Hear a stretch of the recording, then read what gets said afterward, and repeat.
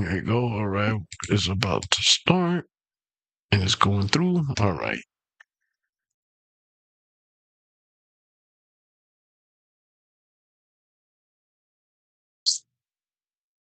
All right. Let's see if it's going through. All right. Looks like the podcast started. Hey, what's up, chat? Are we live, chat? 1 2 1 2. Microphone check. Microphone checker. And here we go. Welcome, my friends, my family, my fellow gamers. Your only friend these YouTube streets, Puertorock77. And we are here with the Friday Night Live. And of course, we got a special guest. We got Do What You Do. You know what I'm saying? He says you're gonna talk gaming. He's gonna check your credentials. All right. Don't be putting in 5 minutes capping for Starfield with 5 minutes. Shit don't make no sense. You put more hours on Twitter talking about Starfield than actually playing Starfield. The hell is going on? Don't be bragging about Game Pass. And you ain't beating any of the games in Game Pass. You're just donating money to Microsoft on something you don't use. Don't be doing that shit around him. You know what I'm saying? We got Do What You Do. We got one of the OGs. We got King Thrash. What's going on, my brother?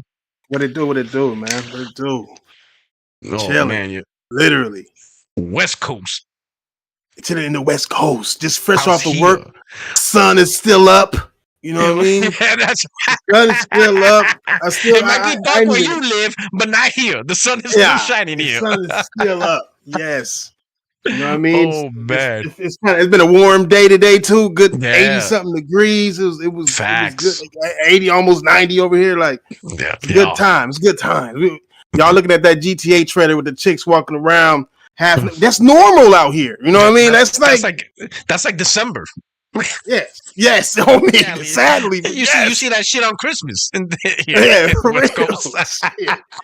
Yeah. On the East Coast, they have white Christmases, and on the West Coast, we have bright Christmases. New York, we bundled up. You got the girl, the shorties with the Carhartts and the Columbias. All right, they got the North Face on. You ain't seen no shape. For real, nothing. It's too cold. It's too cold. It's a mystery under there. Like, damn, I can't even tell. You're gonna have to wait till summer, hot girl summer, to get a peek. Out here, they got Christmas fits. They go and they buy some some fire Christmas fits. You know what I mean? Like we have all year round fits. You know what I mean? Winter, spring, summer, we got fits for that. We ain't got to wear no coats. Even though we picky though, we are picky. We soft when it comes to the cold. It could be 80. 70. 71 degrees, like, and I'm wearing a jacket. It's a little bit chilly. What's going on? Is that a breeze? Is that a breeze? Is that a hint of breeze? What's going on here? 68 degree breeze. Yo. Oh, it's a problem. That's what's going on. Oh man, but it's been a minute since we went live together and stuff like that, man. Yeah. So how you been, man? How's it been going on with your channel and stuff, all that? How you been doing? Oh man, it's been going good, man. Ever since the restart, man, it's been good. I was sick, bro. I was sick for like a month. So I ain't really put nothing out. It's the flu going around. Whatever, it's like a bug, bro. It be it is going there. Yeah, and it got me. Like my doctor didn't even know what it was. My doctor said I had like 200-something patients in the past week with the same exact symptoms. I told her one symptom. I was like, "Hey, I got a sore throat." She was like, "Oh, you got a sore throat? You got fever? You got aches? You got cough that won't stop?" I'm like, "Oh, what the hell?" She was like, "Man, I got like 250 patients with it right now." She said, "We don't know what it is. We can't even call it a flu. Just I'm gonna give you some what do you call that? Some antibiotics. Yeah. I'll give you some of that. I'm gonna give you some shit to gargle with that I didn't use, and you'll be fixed right up." But I didn't go to the doctor for like 3 weeks. I thought it was just like a flu, like a fucking flu. So you had I thought it was the flu. Yeah, I had it for a minute. Like it kept coming back. Like my sore throat never went away. Where I couldn't even talk, and then I couldn't. Every time I talk, I would cough, so I couldn't even make videos or nothing.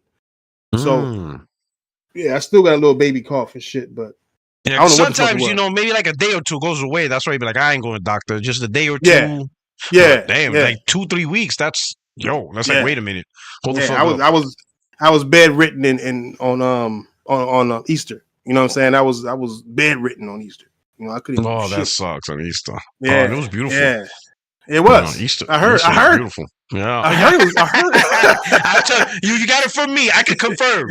Easter was beautiful. It was a little dreary on Friday. Good Friday. I was like, wait a minute. There's a little overcast. I'm like, what's going on here? Like, yo, Jesus, man, wrap this up, fix this up, and clean this up a bit. But he cleaned it up by Sunday. He's like, yeah, Sunday I'm a rise, so let the sun out. All right, but it's cool. All right, that's cool, man, and stuff. All right. How's the round table going? It's still hectic. He's still putting people in check. I mean, like at this, since we've basically predicted damn near everything that happened. Yeah, and we have.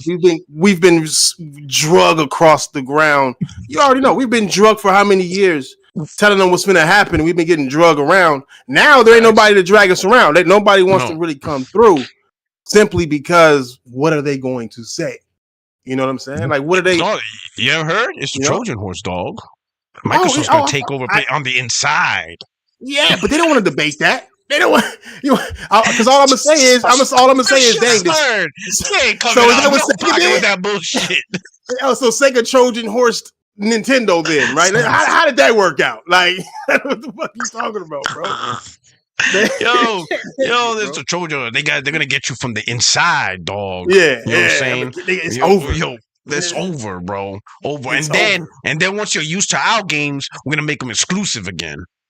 Yeah, because we don't want your money. We just want to make you jealous. And the only way we figured it was to put it on your console for a little minute. And now that you're playing it, and we stop, it's like crack. We gave you a taste. Now you gotta come to us to get. Now you gotta come to us. Get a Series S. Get an S. That's all it's gonna be left for you. Oh swear, bro. Yo, and the dudes out here be podcasting this.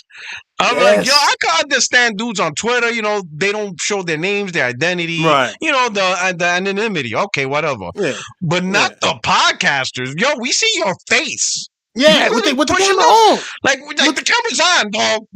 And some of you actually use your government name. Like what? Like what are you doing? Like what are we on? And they be serious as a heart attack. Oh. Some of them have their wives on there talking crazy. I be like, who is this? Yo, I'd be like, man, I'm jealous. Why can't my wife be a pony like me? Man, I'm saying. Be down with your husband. My wife's like, get the fuck out of here. I show my wife that. My wife's like, get the fuck out of here. Like, you do what you do, but don't bring me in your bullshit. Don't bring me in. Yeah, exactly. I'd be like, we can be the dynamic dude. That's your problem. I don't even like that shit. Like, that's for real. Like, leave me alone. She's like, I'm on my phone. Coloring. That's all I do. That's what she does on the phone. She likes coloring. She don't play games. She colors now. She colors on there? Yeah, she has these coloring books now. What? And that's what she does. Yeah, it's colors. Like you pick each color's a number. It's like, but here's the crazy part. It's like you don't really color. Like you don't really scratch it in. All you do is match the number of the empty space with the number core. Like, for example, you see empty spaces that says 1, 1, 1, 1, 1. So you look for the color that's 1, you tap it, and then you just tap the space, and then it fills it up. Wow. I'm like, that's not even really coloring. You just she's like, shut the. But my wife's like, yo, do I bother you when you play games? Like you do you, and I do me. Like I don't. She's like, I don't be eye hawking your games. I don't be telling you, oh, you got to do this. Look behind you. I leave you alone. Let me do me. Hey, you got a point. You got a whole point. And that's why, it was because of her. And I know, now everybody's your wife, but I'm like, my wife is the common mobile gamer, and she's as common. She is the target. She represents every mobile gamer that's out there. That's the casual. Yeah. And that's why I always knew going back then when Phil Spencer says they're going after that audience, I'm like, my wife don't give a fuck about Gears. No, not at all. She could have been played Gears if she wanted to. Like the console's here. It's 10 feet in front of her. She just wants to play something one finger that's stress free and just do shit. Boom, she boom, plays boom, Monopoly Go. Shit like that. Yeah, man, I'm saying fucking do all this shit. Bruh. She don't want to do that. One finger. We called it. Nobody wants. It's too complicated. They don't want that shit. No. She even said it. I even asked her, but what if they put on your phone? She's like, listen, if I have to use more than one finger for a game, I'm not playing it. She said it. One finger. That's it. Can you get Halo to play one finger? I'm like, no, then I'm not playing it. She's like, I'm not doing all that. She actually looks at me like, yo, that shit don't even look fun. Because she's like, it seems like you could. No, my wife, it was funny from her perspective. She's like, I'll be honest. I don't know how you have fun doing that. I'm like, what do you mean? That shit's fun. Yeah, but the thing is, you have to like, me watching you, you're pressing all these buttons and then you're stressing out on combos like Tekken. Like, I played, like, she does like Tekken, right? She likes playing Tekken, right? But she likes playing like the Brazilian characters. She just presses two buttons and does the cheesy shit. And she's good at it too. That's what's crazy. Yeah. But that's it. She just keeps pressing those two buttons, and the dude's doing capoeira everywhere, right? But she says when she sees me play these games, she sees me studying, practicing combos, and doing all these things to get good. And she's like, "Yo, that seems stressful. Like you like it seems like you're putting in work to get good at games." She's like, "I don't find that fun." But when you think about it, like you play either a Souls game or a fighter, right, real shit. Or you putting in work. So in her mind, like that, in her mind, that's not fun. She wants easy shit. Yeah. She wants shit that's simple, and that's how I knew. Simple, quick. Yes, and that's how I knew you're never gonna get people. You're never gonna convince these people to play Gears or Halo, God of War. Like, no, leave them alone on that mobile shit. My wife stay on Flight Clops on Domino's. That's all she play. Domino's Flight Clops. So she be hit me. I be at work. She be like, let's play Domino's. Like, leave me the fuck. I'm at work. What the fuck? I'm like, let me go ask real quick. Let me go ask real quick. Oh, shit. Let me go ask real quick. But yeah, that's what she play. Like literally, that's what the fuck she play. She playing the computer and everything. She don't give a fuck. That's all she play. Oh yeah, and it's one finger. You know what I'm saying? In spades. That was another one my wife explained. She likes spades. Yeah. I'm like, That's all it takes. I mean, they want that simplicity, man. I'm like Microsoft with that idea of putting console games on a cell phone, making it say like, cell phones have never seen games like this. It's like a cell phone gamers don't want games like that.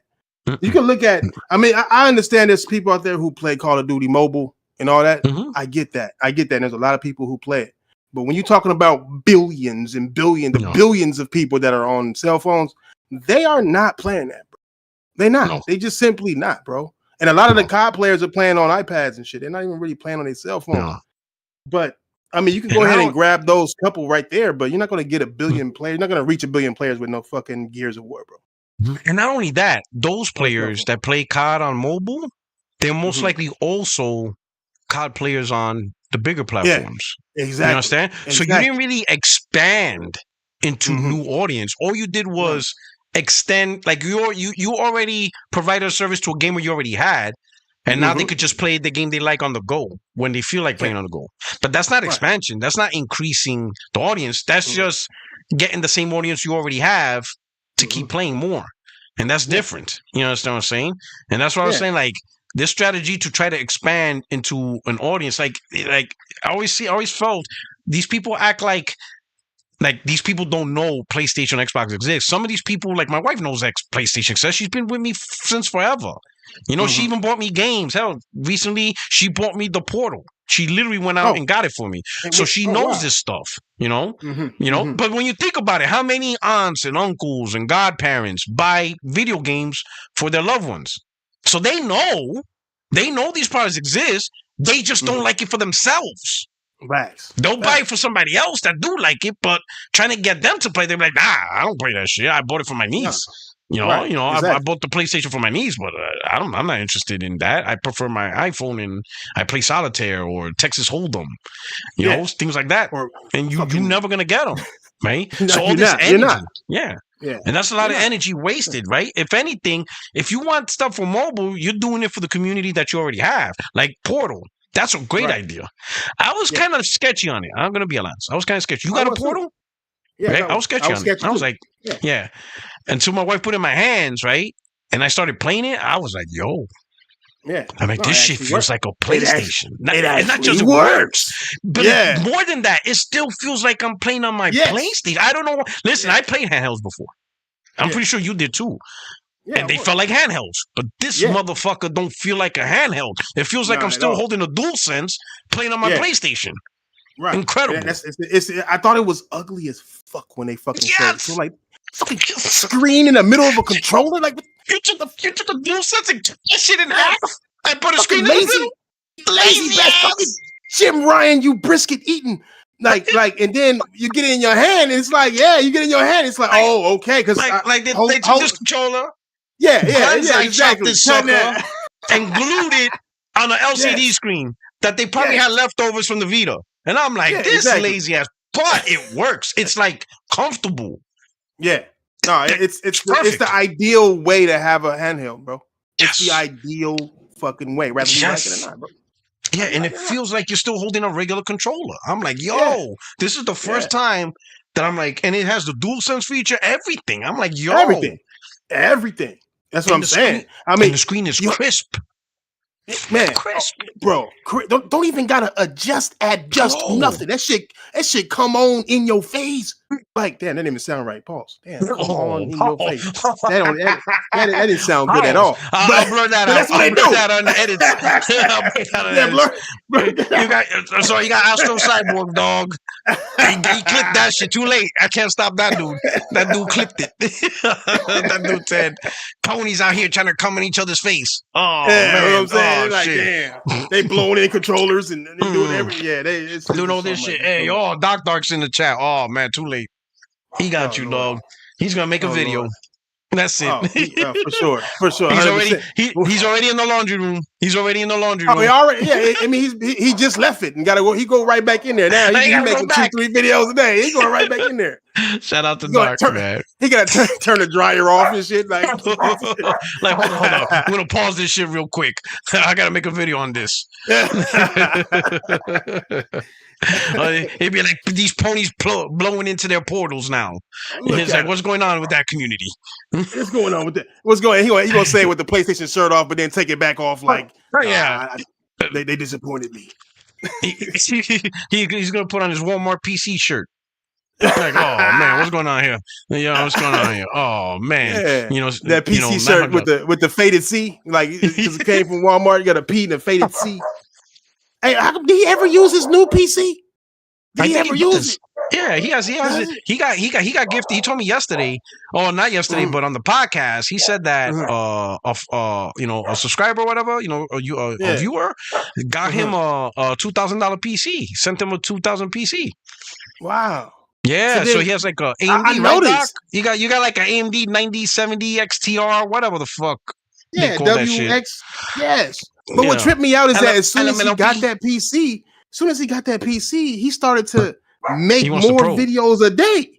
I'm like, did he get bored of PC? Like, I would be playing PC all day if I had a new piece of hardware, but he went and made more YouTube videos. I'm like, why?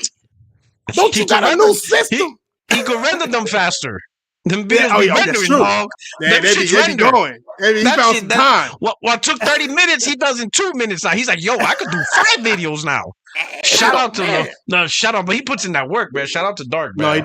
No, he do. That's my guy. I love Dark, man. Shit, man. Yeah, we need Tony the Pony back, though. You know what I'm saying? Get that pro. You know what I'm saying? Oh, man. We need to get him back on the gaming, on real gaming, though. You know what I'm saying? Get him a pro. Shit. Play some Grand Theft Auto. He gonna buy a pro for the Grand Theft Auto. He knows he's doing it. Yeah. I told him. Shout out to Dark. I told him, listen, once you get past the honeymoon of all those 360 and Xbox One games you didn't get to play, you're gonna ask yourself, all right, what's left?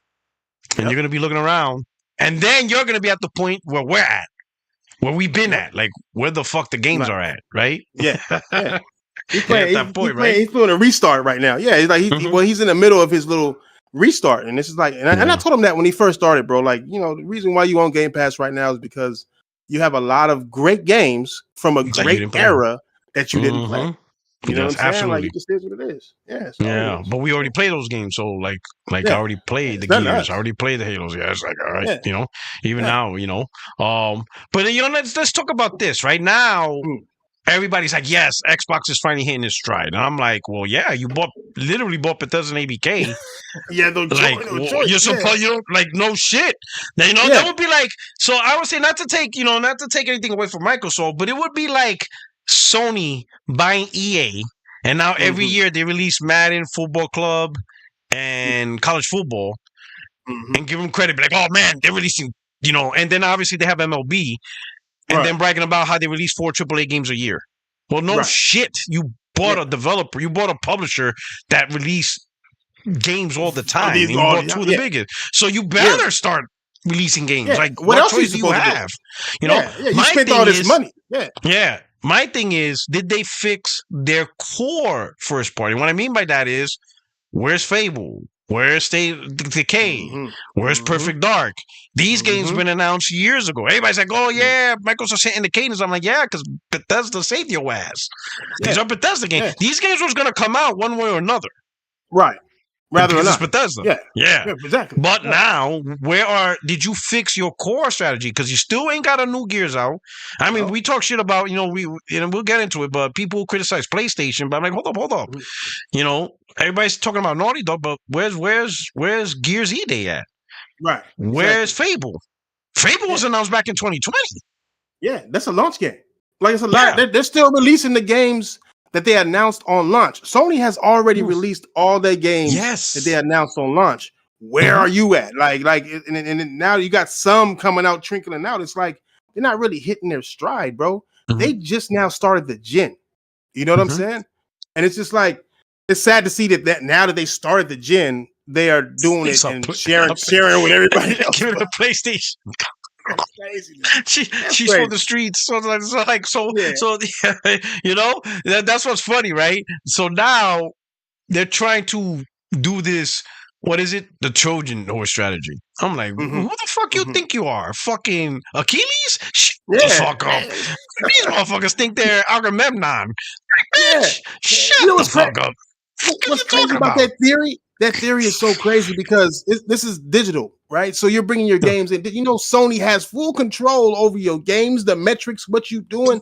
You're not going to sit there and think that you're going to take PlayStation players because a game that you have on there now you taking off to go. Bro, if PlayStation players are still gamers and if they wanted to play those games, they will buy an Xbox and play them. You know what I'm saying? Like it's not to say that these games were bad. It's to say that they weren't good enough for you to buy an Xbox for those games. And now if they come to these systems and people play them, cool. Didn't have to buy an Xbox to play it. But there's plenty of games. Same thing with PlayStation. There's plenty of games that people don't like that PlayStation makes that didn't warrant them buying a PlayStation because they have an Xbox to have the games that they want to play. Yeah. That's just how it is, no matter what side. Same thing with Nintendo. So it's like people like to argue and trip over what's actually happening with this whole thing, but it's just like, bro, this is no Trojan horse. There's no strategy here. They are Sega. You know what I'm saying? They are the new Sega. It is what it is. They're happy. You can tell that they are happy about it, bro. They just hate.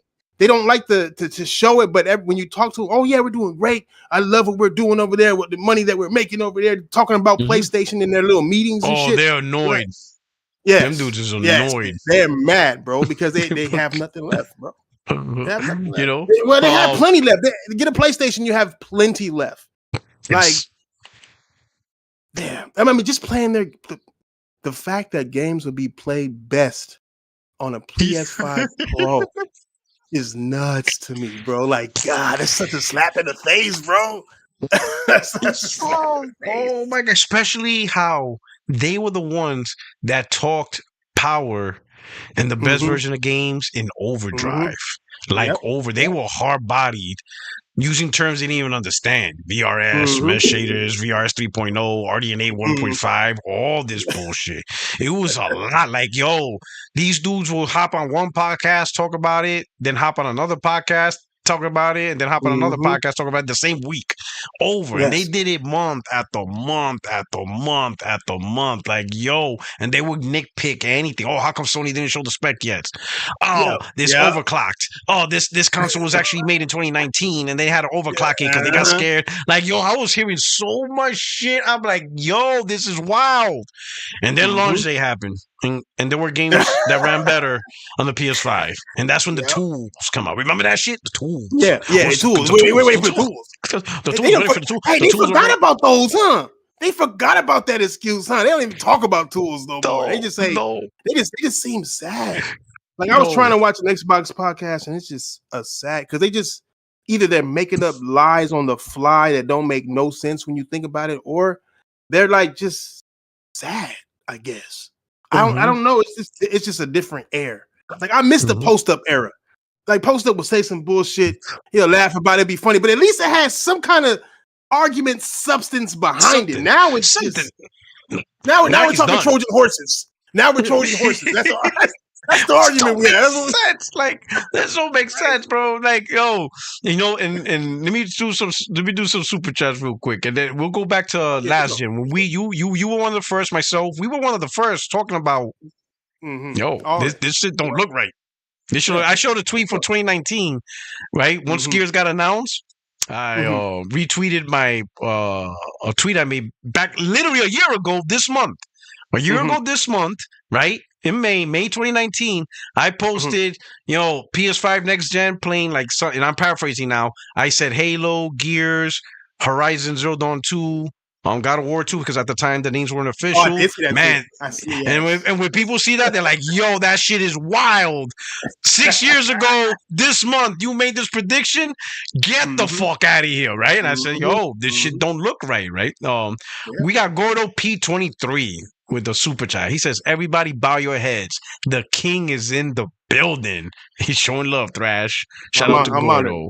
Average ass for say, right? Blow the trumpets and throw the rose petals. The king of Zamunda has arrived. I'm in Cali though, not anymore. We in Cali.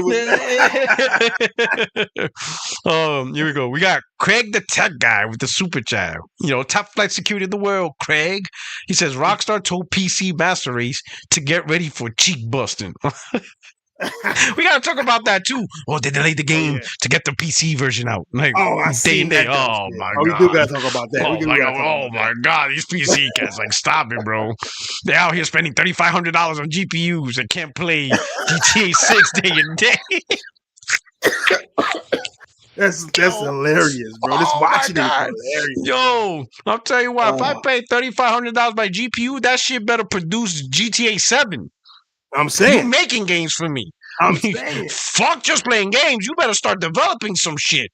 $3,500 for GPU? Crazy. And fake Frank. And fake Frank. Shit. Shit, what is it? That character, Lucia? She better give me them digits if I'm spending $3,500. You better turn around and say my name. What's your Instagram? What's your Instagram, girl? Yeah, for real. Shit. Oh, she better hop in my DMs for that much money. You know what I'm saying? She better come out the screen like the movie. What is it? What's that movie? That horror movie. With the girl comes off the TV screen. The Ring. The Ring. Lucia better come out that shit like The Ring. Pop out, shorty. And then you can hop back in.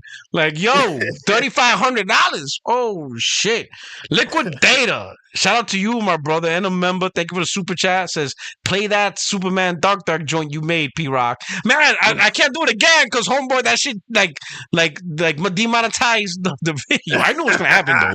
I knew it was gonna happen. It was worth it. It was absolutely worth it. But I ain't doing that shit again. But it was absolutely worth it. It was absolutely worth it. And then of course we got Jenna Hayes with the super chat. Thank you, Jenna. Says, what are your thoughts on X-Fools saying Microsoft is going to buy Japanese and global studios now that Microsoft won the FTC appeal? Okay, that's a good question. We'll kick it over there. So the appeal, Microsoft won the appeal. So as you know, last year the acquisition of ABK went through, but the FTC filed an appeal. And in both courts, the appeal got whatever. They said, nope, this is legit. Leave us alone. So now Microsoft's in the clear. It's done. It's over with. No more court trials. People think that Microsoft was, well, not even people, X-Fools. Let's call it what it is. These PC weirdos and Xbox dudes, they're now trying to make a narrative saying that Microsoft was just playing nice, giving games to PlayStation. It was all to keep up appearances. But now that the trial is over, now the real Microsoft is happening. They're going to buy everything. They're buying everything. They're buying Hyundai. They're going to buy Toyota. They're going to buy Hyundai. That's it. They're going to buy Hyundai. Everything. Buy That's Zenith. it. They're going to bring Zenith back. There you go. It's no holds barred now. The real beast is coming. So what do you think about that? People don't understand, man. I don't understand. I think they're just trying to grasp at anything to try to argue about, bro. They can win this trial all they want. First of all, you can't buy nobody that don't want to be bought. Don't believe me, ask Nintendo. Like, on top of that, the Japanese do not like to be bought by America. Newsflash, they don't like Americans too much, bro. Like, whether we like it or not, we dropped bombs on Hiroshima, dog. They remember that. I'm just saying, bro. I have a lot of Japanese friends, bro. They say they put everything American to the back. It's not even just Xbox. They put everything American to the back. Like, you know what I mean? It's like I don't see it happening. It hasn't happened. They've tried it.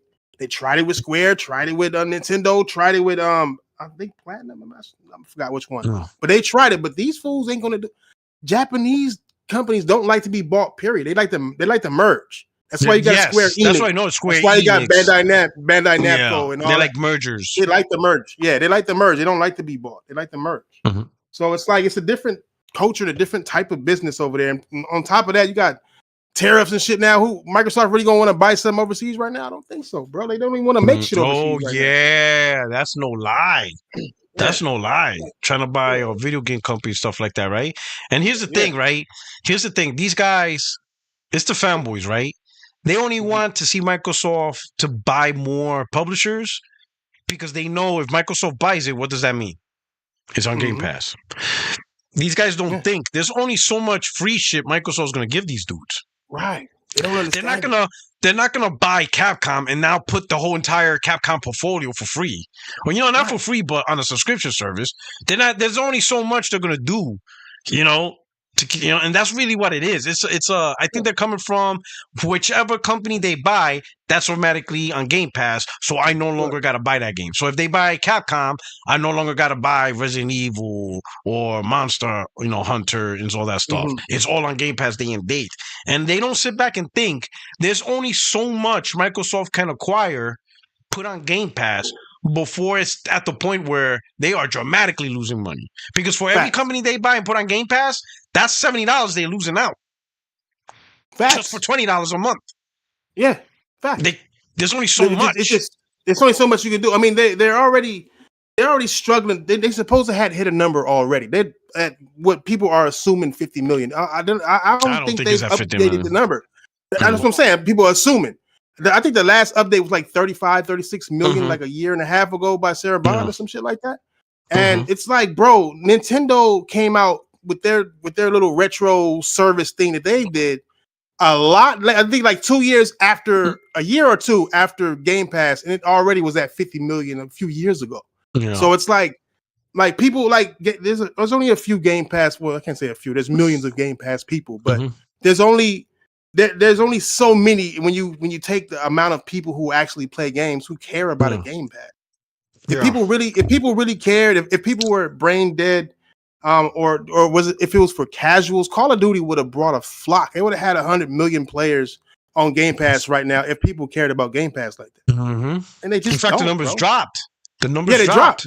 They dropped it, and Sony's went up. There was more people who bought Call of Duty on PlayStation the same year that it came to Game Pass. So it's like it's not Game Pass is just a rental service. No matter how much people want to brag about it online, on Twitter and all that, it's just a rental service, bro. They are controlling what games you get and they're controlling what games they take away. They're controlling what games you have in your backlog.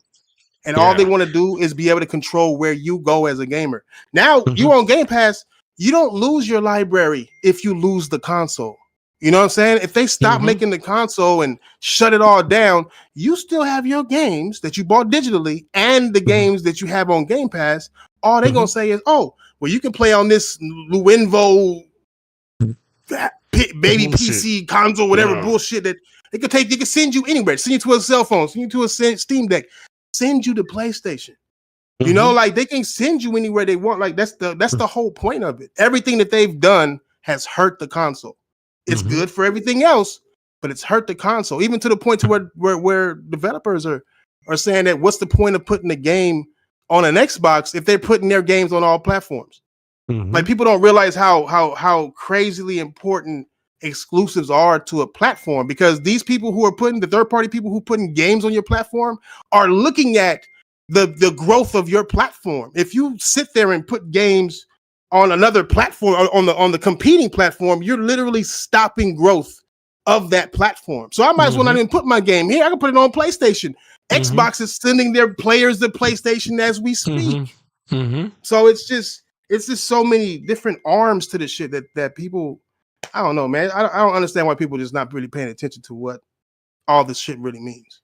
Yeah, so like people don't really understand, right? Really, the Xbox dudes, right? And the Mhm. kind of and the funny thing is, they had expectations of what Xbox was going to do this gen.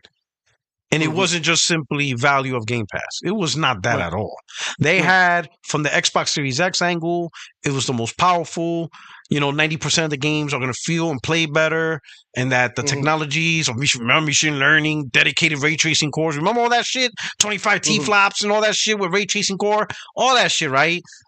Mesh shaders and instead of primitive shaders, all these textures, right? So from the Mhm. Series X, they expected the best performance, right? Remember, 60 frames was the standard. Mhm. That was the It standard was for the gold 60 standard. frames. That was the gold Yes. standard. That was Yes. games are 60 frames now. PlayStation Yep. maybe 30. I'm like, what the Yep. fuck are we talking about Like, here? we're just, But like, PlayStations are 30 FPS, 1440p, 30. Remember, it got to the Yeah, I point remember. where Yes. they started talking. Let's really compare PS5 to the Series S. That's Yes. how bad it Yes. got. Like That's how bad it the was. Series Yeah. X, yeah, forget about that. If you want to talk about it, PS5, Series S, that's the proper comparison. I'm like, get the fuck out of here. I was like, these Crazy. dudes are fucking. I'm like, yo, they're out of hand and stuff like that, right? So that was the expectation. Series X, most powerful, blow it out the water with the latest technologies. They even compared it to high-end PCs.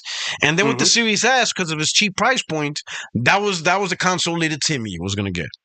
Little Timmy. Yeah. They were worried about all the gamers in Section 8 housing. Now all of a sudden they care about the poor. All of a sudden. You know what I'm saying? Now they care about all the people that live in Martin Luther King Boulevard. Now all of a sudden, this is a console for them.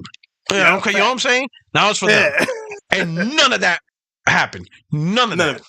None of it happened. Not the power, not the poverty, not little Timmy. Little Timmy said, nah, you better get me that Spider-Man. He says, I see Miles Morales. Little Timmy want Miles Morales. That's what I want.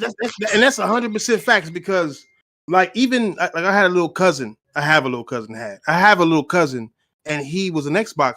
Like, he just grew up on Xbox. Can't call him an Xbox fanboy. He was just one of those kids that grew up. And when Spider-Man 1 came out on PS4, he was like, bro, I need a PlayStation. Like, I'm like, you Xbox. I was counting on you, Xbox dude. You want to go get some batteries? We can go get some batteries. Get them Duracells. You need them Duracells? We got Duracells here. We got plenty of those. But now he's a full on PlayStation dude, bro. And he just mainly plays either Spider-Man or Fortnite. And you can play Fortnite on Xbox, but it's like that one exclusive was a must-have for casual kids, for kids who like Spider-Man, bro. For people who are younger and older, because I definitely love every single one of them. But like, Microsoft just didn't have that appeal. And the crazy thing about the fact is that they could have had it. Like, Marvel came to them first. And it's just like, and they don't want to talk about that. Nah, they don't. And they don't want to hold Phil accountable for that. Yeah, they don't want to hold Phil like, yo, Phil, you're telling, like, you literally had Marvel coming to you, and they said the whole library is yours. Yes. And you said no because you want to focus on your own IPs. What IPs were you focusing on? Yeah. This was 2014. This was 2014. Yes. So what IPs in 2014 that you were tackling that you couldn't invest time and get resources to make Marvel games? Like what? Because after 2014, what? Halo, which, did mediocre. Yeah. Gears, which, all right. Crackdown? Crackdown one of the 3? Forzas. Cloud Gaming? A Forza? Crackdown didn't come out until the 2020. You know what I'm saying? Phantom Dust with original assets? Yeah, with original assets. The original Xbox assets. Not even like remake or remaster. No, the fuck is we talking about? Like, what did he do? Like, Record? Record took priority over Marvel. The fuck? Fake Mega Man. Mega Girl with the Mega Dog. Mega Girl. With lock-on aiming in a third-person shooter. Lock-on aiming for everything in a third-person shooter. Crazy, bro. Like, yo, that shit is wild. This dude could have had any IP, bro. And they said, yo, I was even surprised. Yo, I'll be honest. I was surprised that Marvel approached Microsoft first. That shocked me. I'm like, TV. That's where you went first. It had to be American, bro. It had to be American. It had to be an American thing. Like, yeah, it had to be. The fuck? Because I'm like, why would you? If anybody, like, what? You could have went to Nintendo with a Spider-Man before you could have went to Microsoft with Spider-Man, bro, or a Marvel game. Period. You know, Yeah. like just I don't know, dog. Like, but they turned it down. That just shows how tone deaf they are in the gaming space. That example alone shows how tone they didn't even have to make Spider-Man. They could have made Incredible Hulk. The man is green. You know what I mean? A custom green, but anything. They could have had Hulk and Spider. They could have had any because they opened the portfolio to them and told them choose. Yeah. Phil said, "Nah, I'm good. I'm good. None of it. I'm straight. I'm good. I So got then 2 they're like, watches. So I got 2 watches. Like, yeah, right. So then, and remember, this was 2014, so they didn't go to Nintendo because the Wii U was flopping. So clearly, that's probably why they didn't go to them. Yeah, right. This is 2014, so Wii U, Switch didn't come out to 2017. So they're like, all right, Nintendo ain't it. All right, Sony. Hey, Sony, how about this? Sony's like, what? Sony's like, yeah. Let me get that Spider-Man, and that Miles Morales. Yeah, we're gonna take him too. Yeah. Oh, wait. Do I see Wolverine there? Anybody got him? Well, no. Yeah, give me Wolverine. Get that in. And you know what? Give me X-Men. We'll just take all X-Men. Yeah. Give it. You know what? Wolverine, Cyclops. We'll just take it all. We're gonna make an X-Men game. Give it all. Hey, even crazier. Hey, who's gonna make this? Insomniac. Well, Insomniac's, just now putting out, Sunset Overdrive. Listen, they mad at us, cool, but we come at them with, you want to make a Spider-Man game, they gonna come through. And look, if they do good, we might just buy them. You know what I'm saying? Like, Microsoft could have literally bought them. Microsoft could have did the same exact thing that Sony did, bro. They could have bought Insomniac and had them make Marvel games. Yeah. And then that would have been a wrap. They would have been a wrap. Xbox, that would have started the whole trajectory for them. Yes. But no. Definitely. They would have had a franchise that is updated today. They said we got cracked. With infinite possibilities. They got cracked. Like you got the Marvel. Yeah, they got cracked. They got black men in tights. Black men in tights running around shooting cars with wheels that fall off on the left side and not the right. Craziness, bro. It's wild. Oh my God. Man. I remember when Crackdown came out, these guys was forcing themselves to enjoy that shit. You can see it on their face. I'm like, bro, nah, this is like a Nintendo 64 explosions just now, bro. Like, what are we on? Smooth play that shit live, I'm like, Smooth, stop, bro. He's like shooting a gun. He's like, look at the physics. He's shooting like the gun on the wall. I'm like, and like the whole wall fell. Like, from a rifle? I'm like, no. You forgot what they showed you, Smooth? Did you forget what they showed you, Smooth, bro? That game it was one of the biggest downgrades in gaming history. You know what's crazy about that game is that they canceled Scalebound and didn't cancel this. You know what I'm saying? It's just I just will never understand Microsoft, bro. I will never understand them. And I know some people try to now, right? Like years later to try to defend Scalebound or now try to defend, like, why would you defend Scalebound like 8 years later or 6 years later, right? But they try to defend Scalebound by bringing up Concord and stuff like that, right? And I said, no, that's not the same, right? Concord, they at least released it. It's just that nobody gave a fuck. So they don't give a fuck, right? Or Factions. I know it was Factions. I'm sorry, Factions. So Factions got canceled, right? So Factions got canceled, and they try to say, oh, look, they canceled Factions, but you don't want to give Sony smoke, but you gave the smoke to Scalebound. I'm like, whoa, two different things. We don't even know how Factions look like. Yeah. We don't know how it looks like. We knew it was never announced. They mentioned it. Yeah. It was never never announced like that. They just showed some Scalebound. That shit was at E3. Yeah, we had like 3 trailers. Multiplayer. Yes, that 3 trailers. They demonstrated multiplayer. We saw that game twice at E3. They showed at E3 the first time. We're like, oh shit. And then when it went back to E3, and we got a special surprise. Multiplayer. They hyped the shit out of us.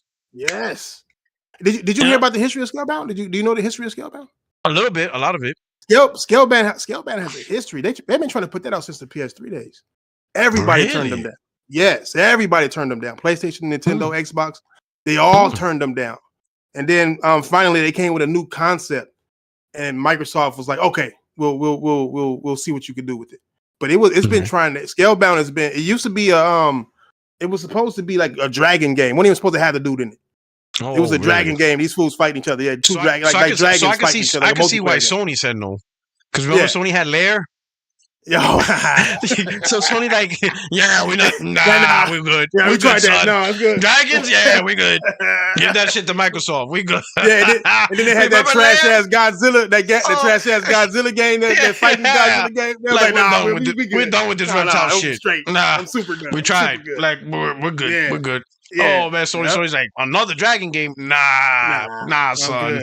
good. Good. Nintendo was like, nah, we're making Squidbillies right now. I'm good. Whatever it's called. I always call it Squidbillies. It's Squidbillies. This is what's that game with the squid people, the ink people. I forgot what it's called. Animal. What is it? No, not Animal Crossing. No, it's no, not that. It's a multiplayer game with when they paint and everything. And Splatoon. Okay. I always call them Squidbillies. I don't know what it is.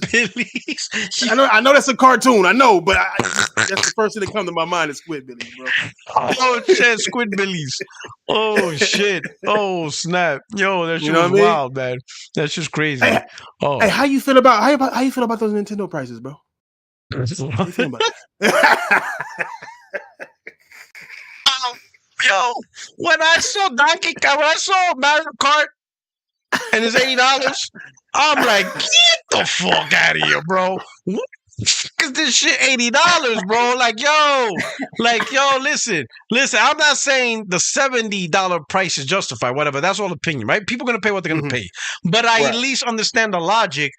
Cost of development comes up. They're paying 200 million, 300 million, budgeting, all this shit, right? And we could argue, people could argue like, well, they should be spending that much, whatever.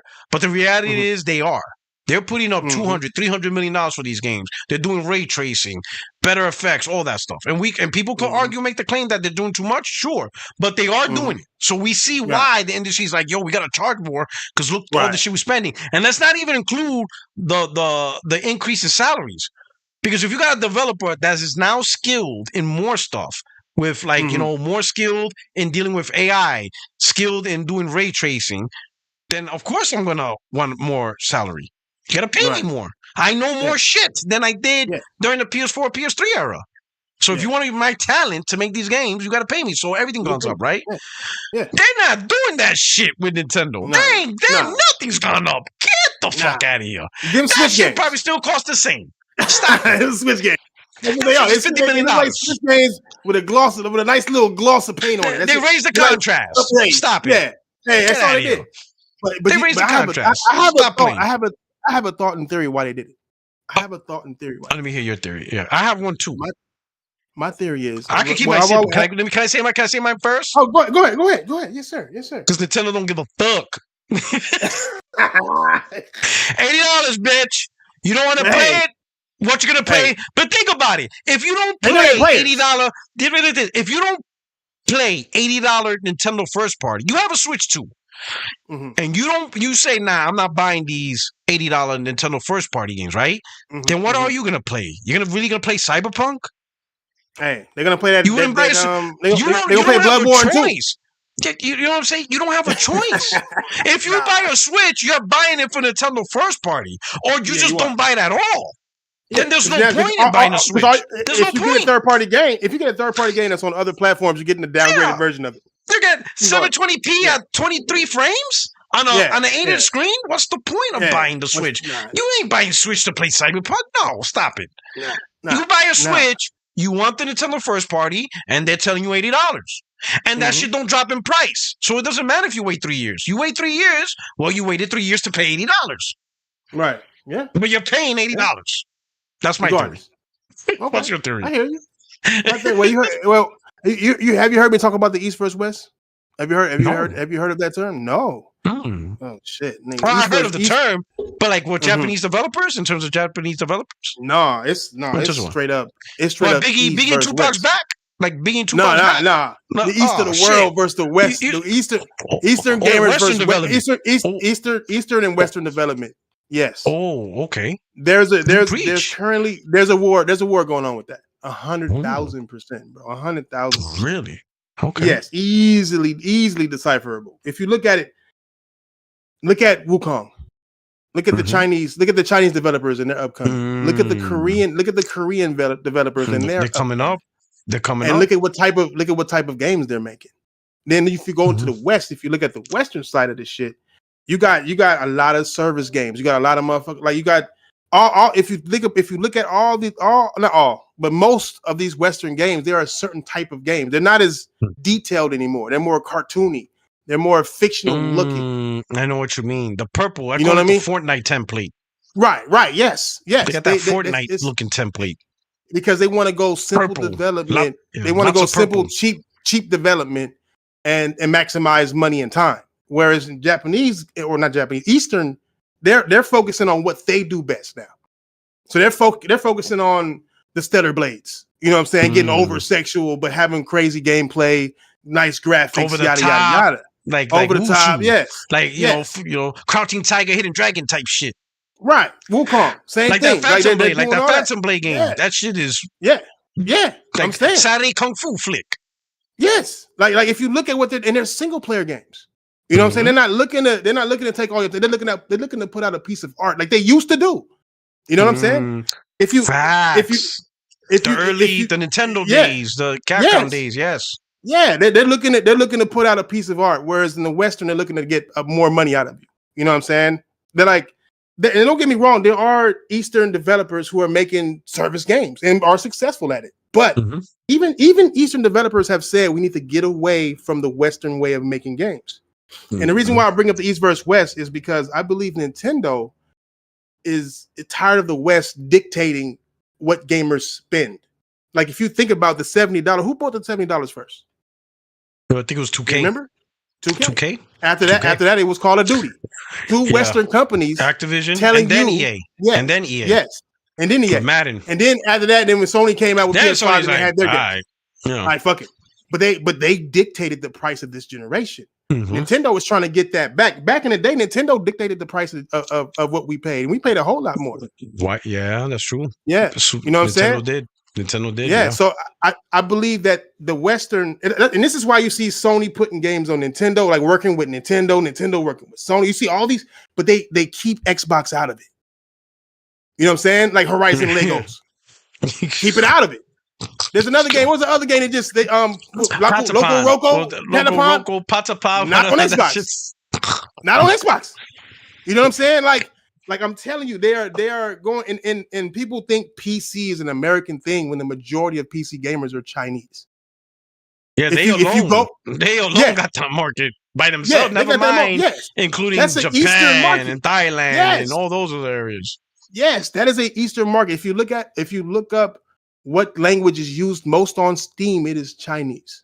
You know what I'm saying? So it's like that. I mean, Sony said this shit themselves. I told people years ago that the reason why PlayStation games are coming to PC is for the Chinese market. They want to break into the Chinese market. It's hard for them to sell their consoles in China, so it's hard for them to get their software in front of Chinese gamers. And seeing that PC already has a home, and Steam is the only one China allows to do shit with out there. They put their shit in there, and that's why you see Wukong blow up the way it did. You know what I'm saying? You're starting to see Chinese games. Yeah. Yes. Majority of it was Chinese gamers I bought it. And what American console? No, it wasn't. And what console do you think sold buckets in China when Wukong came out? I'm telling you, dog, because it was on PlayStation. You don't need to buy this expensive ass motherfucking PC, and you can get you a motherfucking PlayStation and play this shit at a decent motherfucking level, straight up playable. So that's like they've been and Shuhei actually, because I've been saying this for a while since they've been putting games on PC. I've been telling people this, and people who watch me know. And Shuhei came out and actually confirmed it. You know what I'm saying? To where even Sick was like, damn, this motherfucker was right again. God damn it. Like, it just, because I seen it a long time ago, bro. And Microsoft was trying to get the Chinese market too, but they're trying to get the cell phone side of the Chinese market. That's what they really want. That's why they got services. You know what Microsoft is after? Microsoft is after Africa. All of this is confirmable information. They've said it themselves. They are after Africa. They want to come out. That's why they're doing the cell phone thing and doing the cloud gaming, because they don't really have an infrastructure out there, but they have cell phones. Yes. So they're gonna come out with a Game Pass that's free with ads. This is their words, not mine. And that's how they're gonna make money off of people in lower, like the lower segment, people with fourth world country type shit. Said fourth world. You know what I'm saying? Oh shit! You know what I'm saying? It's real talk. It's real. I'm telling you, like Sarah Bond talked about it herself. That's why they hired herself. That's why they hired her Nubian queen self, because they wanted to see. Actually, like she was from T-Mobile. Yeah, she was. Actually, that lets you know if you go back into the history of Xbox. every time that they have an angle that they're going after, they hire somebody who is in that industry. Like when they were doing the TV thing. You remember the white lady up there with the white on, and she was like, Xbox, it's the new Xbox is the next water cooler. Water cooler, yeah. She used to be the president of CBS or some shit like that. It was like CBS or NBC. She was from the TV space. She was from the media market. Like she was the president. Like she was big time. Now they got rid of her, and then they brought in Sarah Braun, T-Mobile ass. And now they looking at T-Mobile gaming and doing all that. I'm telling you, everything they do it. They hire leadership based on what they're doing. Phil Spencer failed at everything he did. Phil Spencer failed at every business he did for Microsoft. Every business that he was part of, they all shut down. So they put his ass on Xbox and shut that down. Now, I was talking to someone in a private conversation, right? And we look at Phil from the gamer perspective as a failure, because people had the expectation of get the console great again, do all this stuff, right? But what if that wasn't his marching orders? What if his marching orders was, you need to find a way to merge this brand beyond this damn console? What if Satya told you, find a way to get this beyond this console? Because I'm not feeling that. Because I don't do that with my other products. You don't see me tell my other divisions do exclusive shit away from everybody else. So why should I give you that privilege? So you need to figure out a way to do that, right? And Phil's like, all right, man, how can I? Because he knows his audience. Phil knows his fanboy audience. I've never seen a CEO so in tuned to his audience. And he's like, all right, how can I, little by little, get this shit away from Xbox, but still try to hold on to these fanboys so they can still do my bidding? They can still push what I want them to push. Because think about it. And when I was having this conversation, they were bringing up, look at the timing on a lot of this stuff, right? For example, Phil initiated everything with Quantum Break. That was the test bed. And he put that day and date on PC. And there was backlash. And Phil's trying to massage. He's like, well, I don't understand why you don't like other people playing your games when you still get to play the game. And some people resisted. Yeah. But others were like, you know what? You're right. I still get to play. I don't care about PC. Yeah, do it. And he latched onto them. He's like, yep, I got my group. So I'm gonna hook these guys up. So the crack gamers, he excommunicated them. What if no, but this is the dude, he was talking to me about this. Think about it. He throws Quantum Break as a bait. Because this is the plan. Because think about it. This was 2015, 2016, and Game Pass launched in 2017. So they're like 2-3 years ahead of planning. It's not like he woke up, let's put games day and date on PC, we'll do it tomorrow. No. Game Pass everywhere, Game Pass on every device, they had this stuff. But you got to start somewhere, right? And he started with Quantum Break. So he throws it out there. The people that resisted it talk shit, he excommunicated from them. Like the crack gamer. Crack gamer's like, this is bullshit, whatever. Phil Spencer's like, yep, I'm unfollowing you. But the other dudes, this is not so bad. PC's great. Like the Cole Eastwoods, the Dealer Gaming, the Rand Outdoors. Yep, follow them. Now he's looking at the people that's more receptive to his messages. Yep, let's hook these guys up. These guys, hey, I don't give a shit how many, FanFest tickets you bought. You're done. Excommunicado, unfollow. But you guys follow. So little by little, he's setting up who in my group is going to help me with this. And then he releases Game Pass, right? Don't release games. Because releasing Game Pass, this is the one thing I tell people. Releasing Game Pass is not releasing games. No. It's just repackaging the games you already own or you could have bought. And he's trying to give you a different deal. A different way to purchase them or pay money. But he didn't give you no new games. It's still the same games. It's just, hey, you ain't got to buy them now. You can rent them. That's all he did. He didn't give you games. And everybody's like, oh, my God, this is a great service, whatever. Like, what do you mean it's a great service? You telling me you didn't play some of these games? That's what you're telling me. Like, all the people happy about Game Pass in 2017 to 2018, that just, look, he's going to put Gears on Game Pass. You didn't play Gears yet? It's 2018, bro. Then what the fuck have you been playing? Like, you see what I'm saying? He's not giving you new games. He's repackaging what's already been available. Some of these games you could buy for $10. Okay, whatever. So he massages that. Now he's like, all right, I got the crew that's siding with me to put games there on PC, but he only uses the Microsoft Store. Now his next thing is like, but my Microsoft Store is shit. I gotta use Steam. So then he announces in 2019, hey, all our games will be available on Steam because we know where you PC gamers want to play at, right? PC gamers are happy. They're like, yes, I ain't gotta play on that dog shit Microsoft Store, right? But now some of the console gamers are like, whoa, wait a minute. Why are you putting on Steam for? Don't you know that's gonna be look bad or whatever? Not stiff on those guys. Push them out. The other guy's like, oh, that's great. That's consumer friendly. Yup. Give him a follow. Consumer friendly. Give him some review copies. These guys, little by little, he was chopping all the people who was against him. All right? And now all you have left is this little tiny ass crew.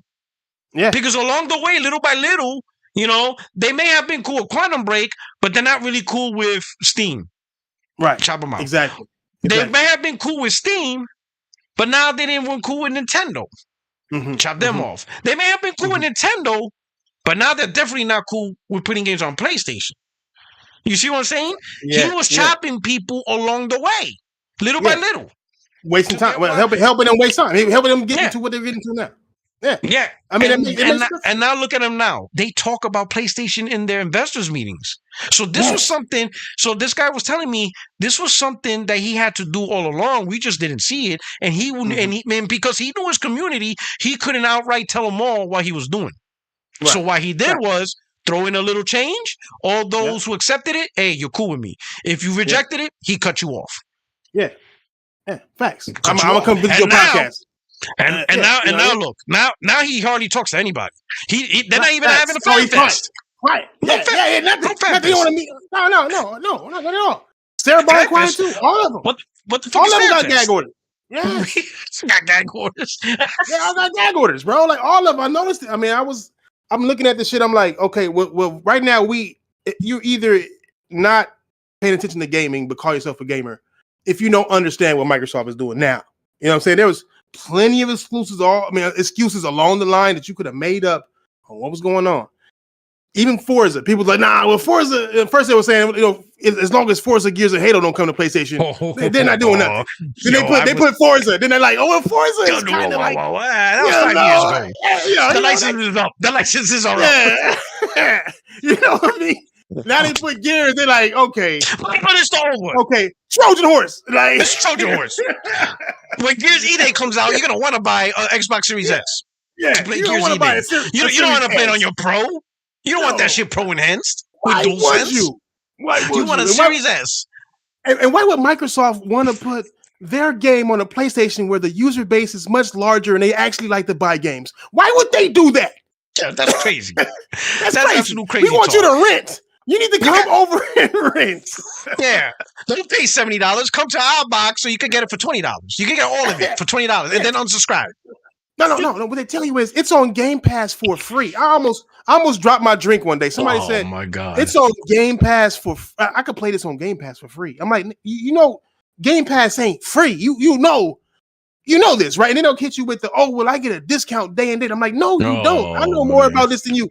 It's either 30 to 60 days on select games that get a discount. And even on top of that, you are paying for a discount. Do you understand? You're paying $20 for a $15 discount. $20 a month. A month. For $15 a month. You are dedicated.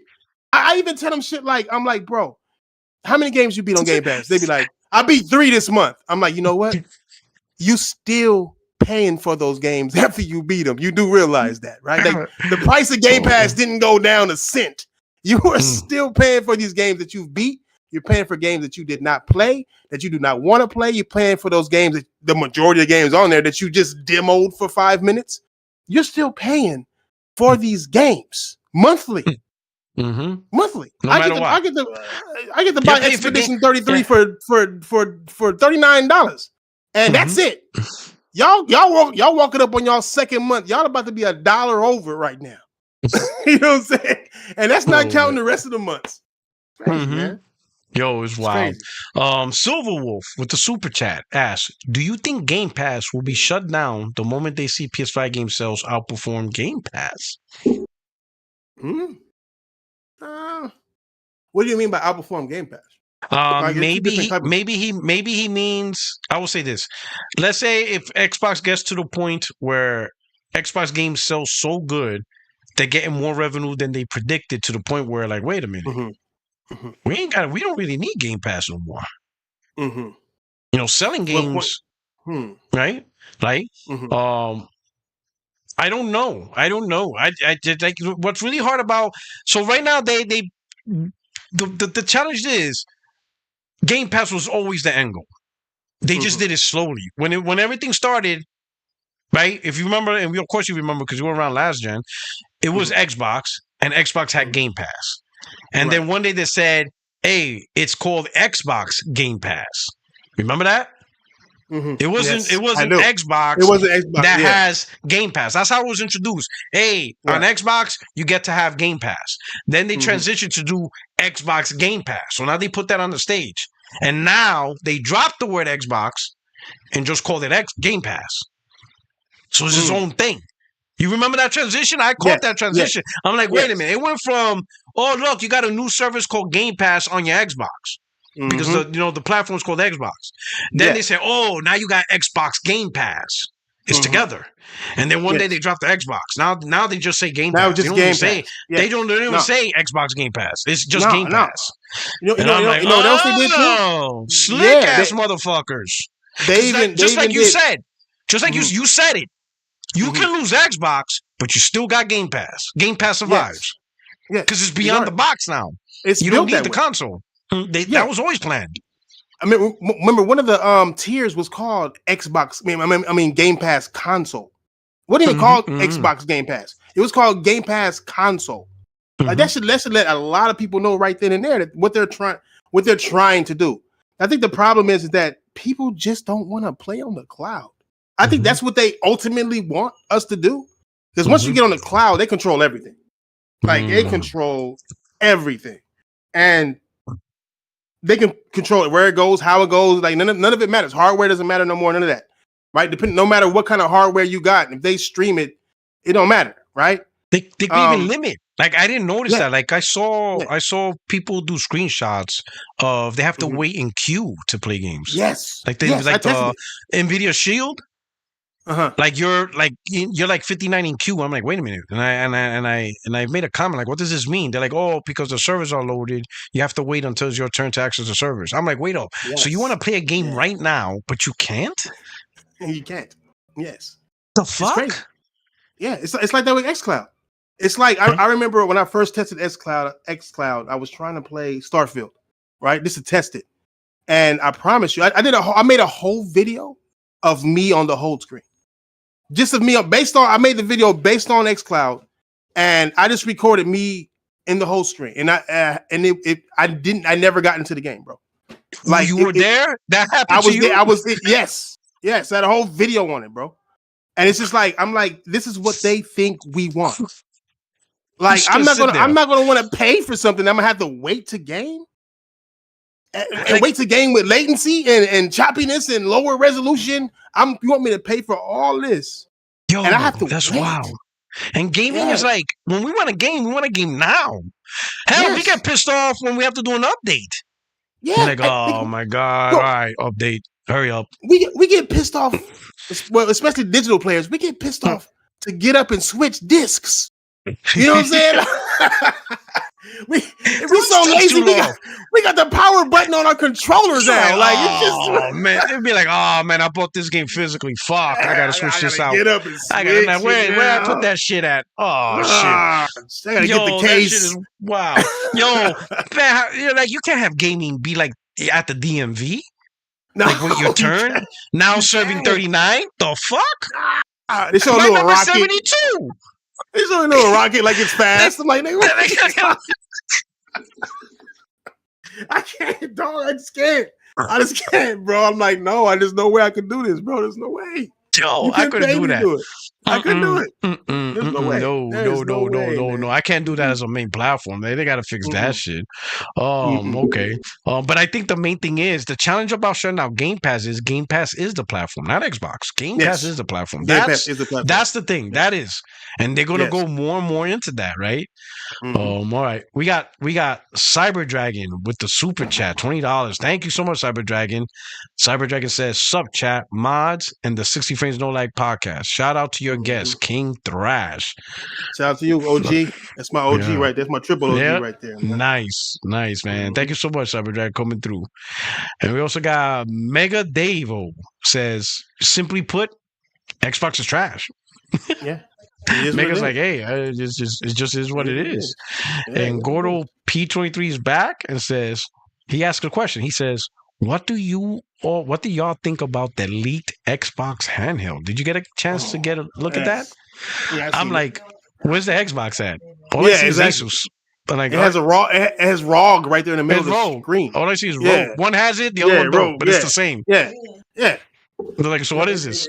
It's a Xbox themed ROG is what it is. You know, it's like buying a Ford Expedition Eddie Bauer edition. Like, it just says Eddie Bauer. It's still a Ford Expedition. It's like it's still the same truck. Eddie Bauer or not. Like, what are we talking about here? Like, show me that you can bring your entire library over there for free. Yeah, what's Xbox about this? No, there's nothing Xbox about it. I mean, it's impossible for them. I mean, it's impossible for them to sit there and let you bring. It'd be crazy. I'll say that. The Series X software, the Series S OS installed on it. Okay, then I get it. Yeah, it doesn't have the normal Windows OS. It has the actual OS on the console. They took the OS of the console, put on the handheld. So now you have your backwards compatibility. You have your 360 games, and you have your library. You have your library. If you have your library, okay, all right, okay. I see. I mean, I don't know how many people want to downgrade their library. You know, because if you got a Series X and then you're going to go to an Asus ROG. And you can only play for about 30 minutes before the battery runs out on a screen that ain't 4K. Then you're on the go. You're on the go. You know, you're on the go. I guess you're on the go. You're Xbox switching right now. That's what you. Okay, we want to be switched now. Now all of a sudden, Xbox Switch.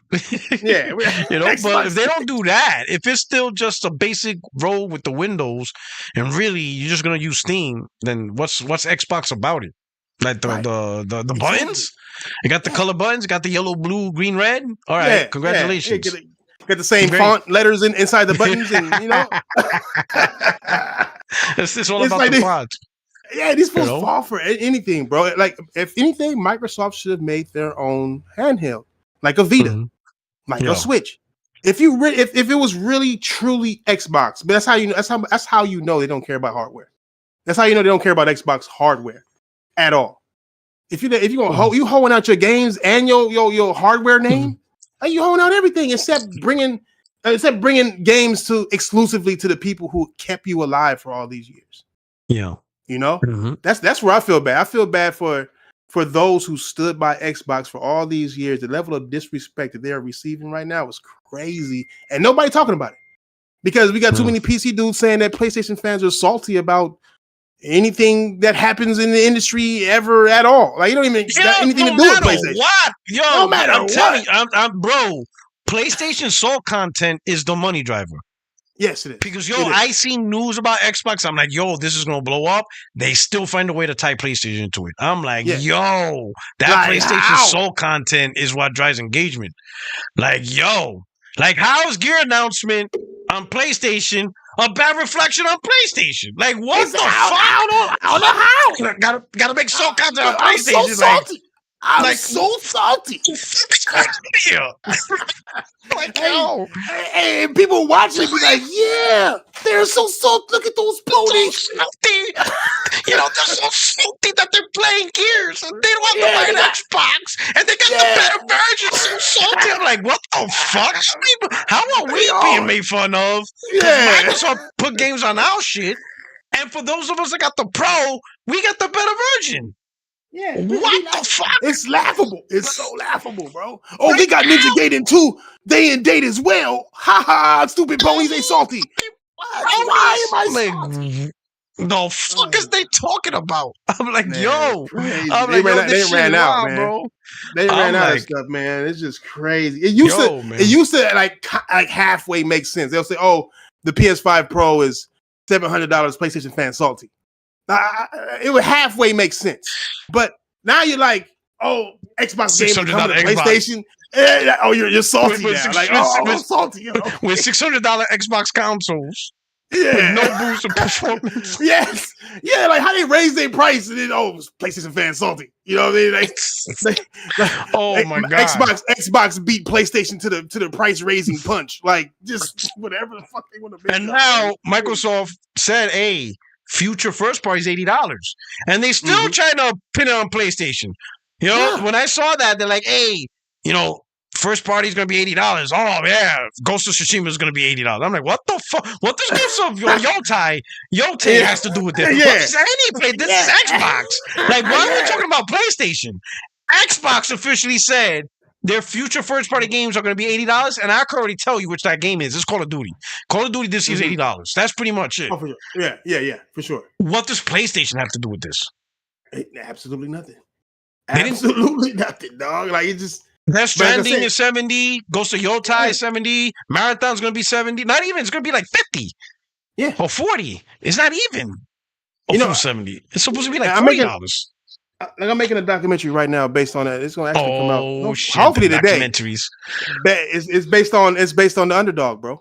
It's underdog syndrome, bro. It's like based on that's what Xbox went through. Underdog syndrome. And if you think about it, that's what everybody cheers for. Like if you watch a movie and you see a superhero, the reason why Superman is like a Superman game would be trash is because he's not the underdog. You know what I'm saying? You got to get a piece of Comet. You know what I'm saying? Just too strong, too powerful. But Batman is that guy. Batman is that guy. He ain't got no powers. He's just rich. He's the underdog no matter who he fight. You know what I'm saying? Like Batman versus Superman. Batman is the underdog, and everybody's cheering for Batman. Yeah, I know what you mean. Like Superman's too OP, bro. But they try to make him look weak. And it's like, this shit don't make sense, bro. They make him fall in love with an average chick. Like, you know what I'm saying? Like, this come on. This is too funny, bro. Yeah. You know what I'm saying? Like he's struggling to lift the starship. Like, you know you could lift that shit. Stop playing. Just throw that shit. You see, like whatchamacallit, what was it? The Man of Steel, that scene in the beginning where he's trying to hold the he's in an oil rig. Yeah, he's like in an oil rig, and he's like, now stop playing. Just push that shit. Just push that up. I seen Spider-Man lift up a train. What do you own right there? Like come on, man. Like you ain't winning no Oscar for this promotion. Just be like, I would love to see a Superman movie where he's legit, like OP. Like not even ain't nobody fucking. Like he walk in the room like a bad guy, even though he a good guy. He walk in the room this what y'all doing? You know what I'm saying? Like you know, like when the plane is like falling out of the sky because the engine's down, and he's like flying, trying to catch up to it. I'll stop playing. As soon as that thing falls, he's just right in front of it. Boom, stop. With his pinky, stop. You know what I'm saying? And then he just lays it flat. There you go. Lays it flat, slapping birds out the way. Like, stop playing. Like, I can't catch up to a Boeing 747 flying 500 miles an hour. Please stop. The fuck out of here. This guy's supposed to be as fast as the Flash. Stop. Yeah. He can't keep you. You're having trouble catching up to a plane. Get the fuck out of here. Stop playing.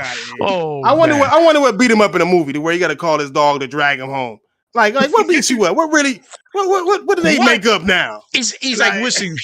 I want to see that movie because I gotta know. I do. I gotta know what happened. It might be Doomsday. I'm like, in my mind, damn, they already put out Doomsday on the first movie. I mean, I hope it's Doomsday. Beat him how beat up he was. He was beat up. Yeah, you know what I'm saying? Because he's like crypto home.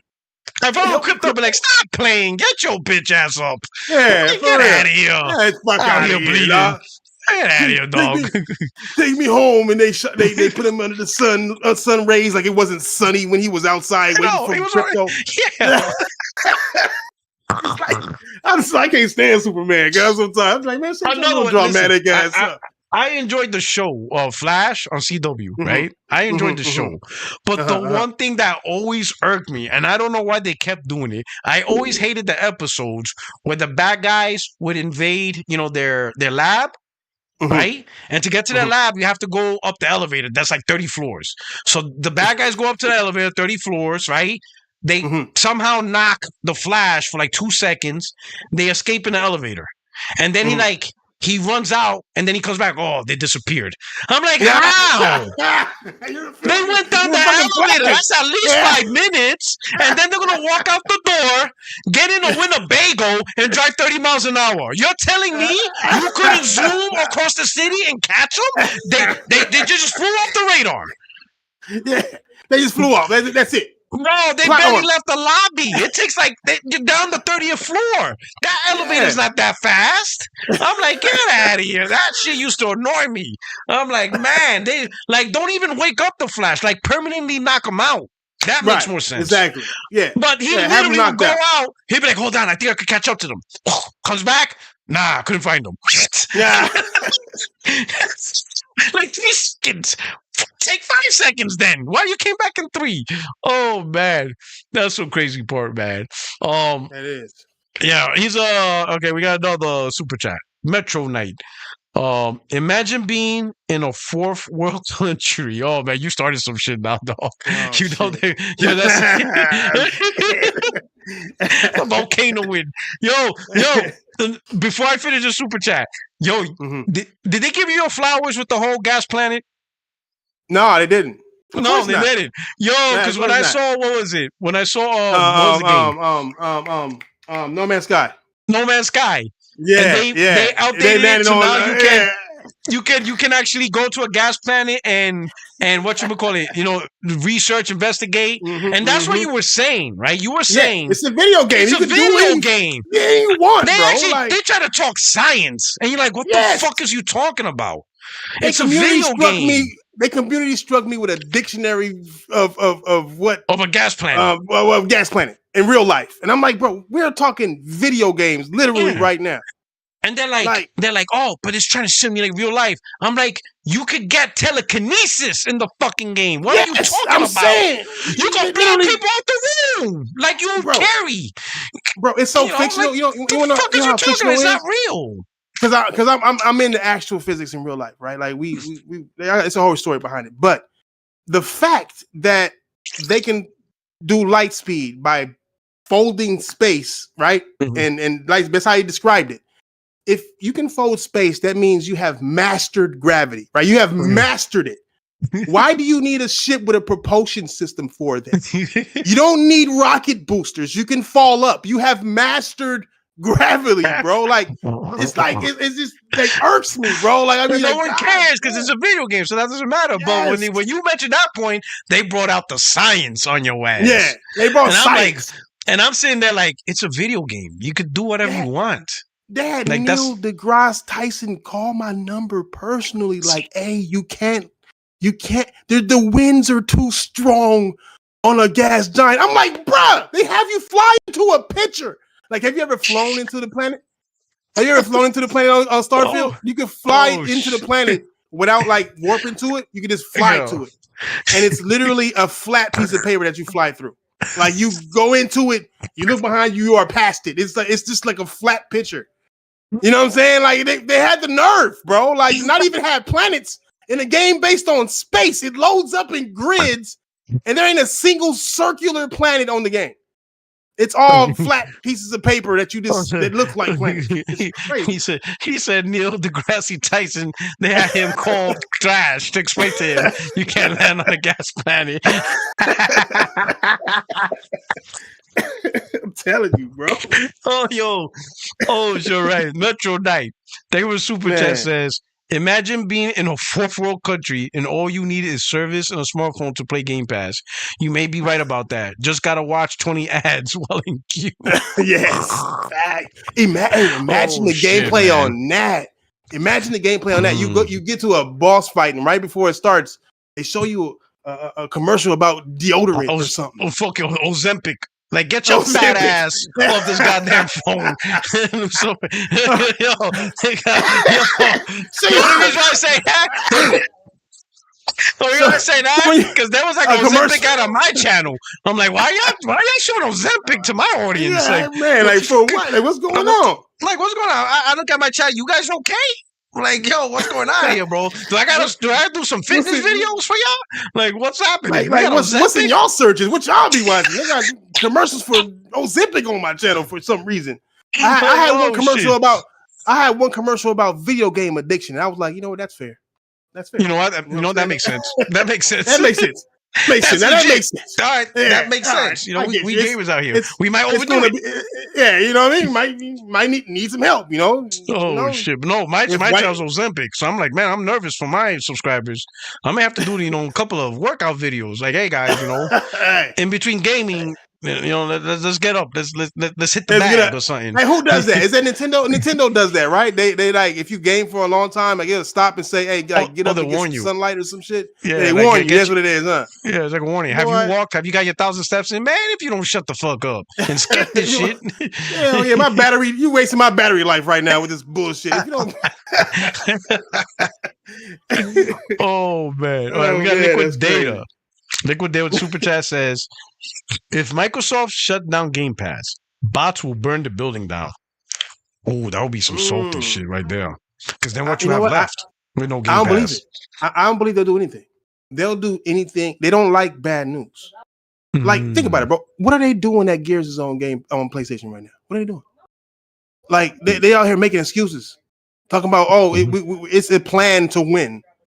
Whatever you're supposed to win by putting your games on other platforms. I don't know, but it's Trojan Horse. Yeah, there's a war going on. You know, Phil Spencer's going to pop out in the digital world of PlayStation Store and start taking over shit. I don't know, but they make excuses for everything, bro. So if Game Pass goes away, they're just going to say, "Oh well, I was buying games anyway. PC is Xbox. Yeah, PC is Xbox. PlayStation is Xbox. I was buying my games on Steam. I bought games on Steam. That's what I was doing. I was just trying games on Game Pass. I actually bought mine on Steam. That's what they say now. They're always Steam games. I bought a PlayStation, but I see it as an Xbox, because Xbox took over. Xbox took over. It says PlayStation, but, it's really an Xbox. I believe it's an Xbox. It's an Xbox. I mean, fucking square and triangle, I still see X and A. I still see X and A. I bought a third-party controller. That's excellent. So you know what I mean? Converted. Oh shit! I'm one to believe that Xbox is going to start making controllers that work on PlayStation. Yes, I am one to believe that, and that controller will work on every single platform. Was it what they call their controller? The Elite controller? Yeah, it's going to be the E-Sneak. The E-Sneak controller. Oh, more Trojan horse on every play. Yeah, more Trojan. Yeah, exactly. That's just more Trojan horse. Oh, now our hands are contorted in an Xbox. Yeah, contorted. Now we're gonna have to play like this because the joysticks are all set. Exactly. We're gonna look like that guy from the Goonies with the eyeballs higher than the other one. That's how the controller. Every time I see the controller, I think of that dude. I'm like, man, this shit's off. Yeah, that's Quasimodo. You know what I'm saying? I can't say how they can play with one thumb up, one thumb to the left. Man. No. All right. We got Cyfix38 with the super chat. If Xbox fans want to start a publisher war, then they should find EA and Ubisoft fanboys. PlayStation gamers are going to sit back and watch. I'm like, yeah, if you like if there's a publisher's war, you're not having a publisher war with PlayStation. PlayStation wins no matter what. Because they're the platform provider. They get 30%. And that's one thing I try to tell people. Like, if you guys, if these Xbox dudes want to talk about platform wars, then you got to go after Take-Two, Tencent, EA, and Ubisoft. Those are the people you're competing with. Yeah, those are your people. Rockstar falls under Take-Two. So you're going against them. Yeah. PlayStation, and I just paid off for all y'all. Yeah. PlayStation has nothing to do with that no more, right? Because you got to look at it this way. No, regardless of who's the number one publisher or trying to get that title, PlayStation's getting 30% off that player, right? Whether the third party take for example, third party games that flop, it doesn't matter for PlayStation. They get 30%. Whether the game's successful or it flops, Sony gets free 30% with no investment, unless they directly did something with the game directly. Right. Yeah. Like a Forspoken or Final Fantasy 16. Like something they actually put money in. Something that they actually put money towards. Other than that, like for example, all the Microsoft games, let's say like Grounded. Grounded flopped. But guess what? Whatever it did sell, Sony got 30%. Hi-Fi Rush flopped. But whatever it did sell, Sony got 30%. Right? So their metrics is not Microsoft metric. Microsoft is the one that needs the games to sell to bring in profit. Yes. But for PlayStation, it doesn't matter what game, any third-party game that flops, right? Whatever it is, it don't matter. Sony got their 30%. Free. No, for sure. No the profitability is their problem. 100% profit. Yeah. And they don't understand that. Yeah. People don't understand. Exactly. Like Sony is. I don't even think you can call it profit. It's called something else because when you make profit, it's based on something that you invested. Yeah, and you invested. The revenue gives you profit. So what they're making is not even profit. You don't even call it profit. It's called something else. But they're just automatically making it. They're just getting their fees. They're getting that hustle. They're getting their percentage. They're getting their fees. They get their fees. Yes. They're like the king of New York. If you sell a dime bag on the corner, I want in.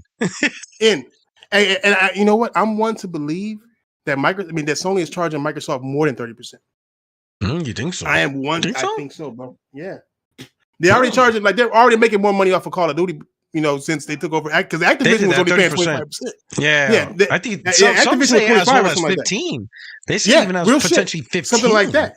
Yeah. That's it. They put it back up to the basic. And I think that Sony is actually charging them more now because Sony is making them more now.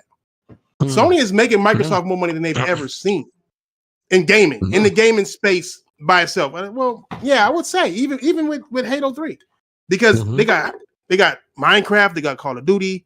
They got all these games that are also on PlayStation that they've already paid for that they're getting residual money on. It's just they're making big money off of it. I don't think Microsoft's going to be as successful as they want to be because I don't think many PlayStation guys want Xbox games. Hi-Fi Rush, I don't believe made much money at all on PlayStation. No, and it's a good game. I think I had a feeling Forza Horizon was going to do good. Right? Yeah. Because the racing, there's a huge racing fans in PlayStation, right? But when you look at for the AAA game, it's sold like 1.5 million in a week, which is good. Yeah. But it's not like 3-4 million like other PlayStation first party games. It's not like God of War that did 3 million in 2 days.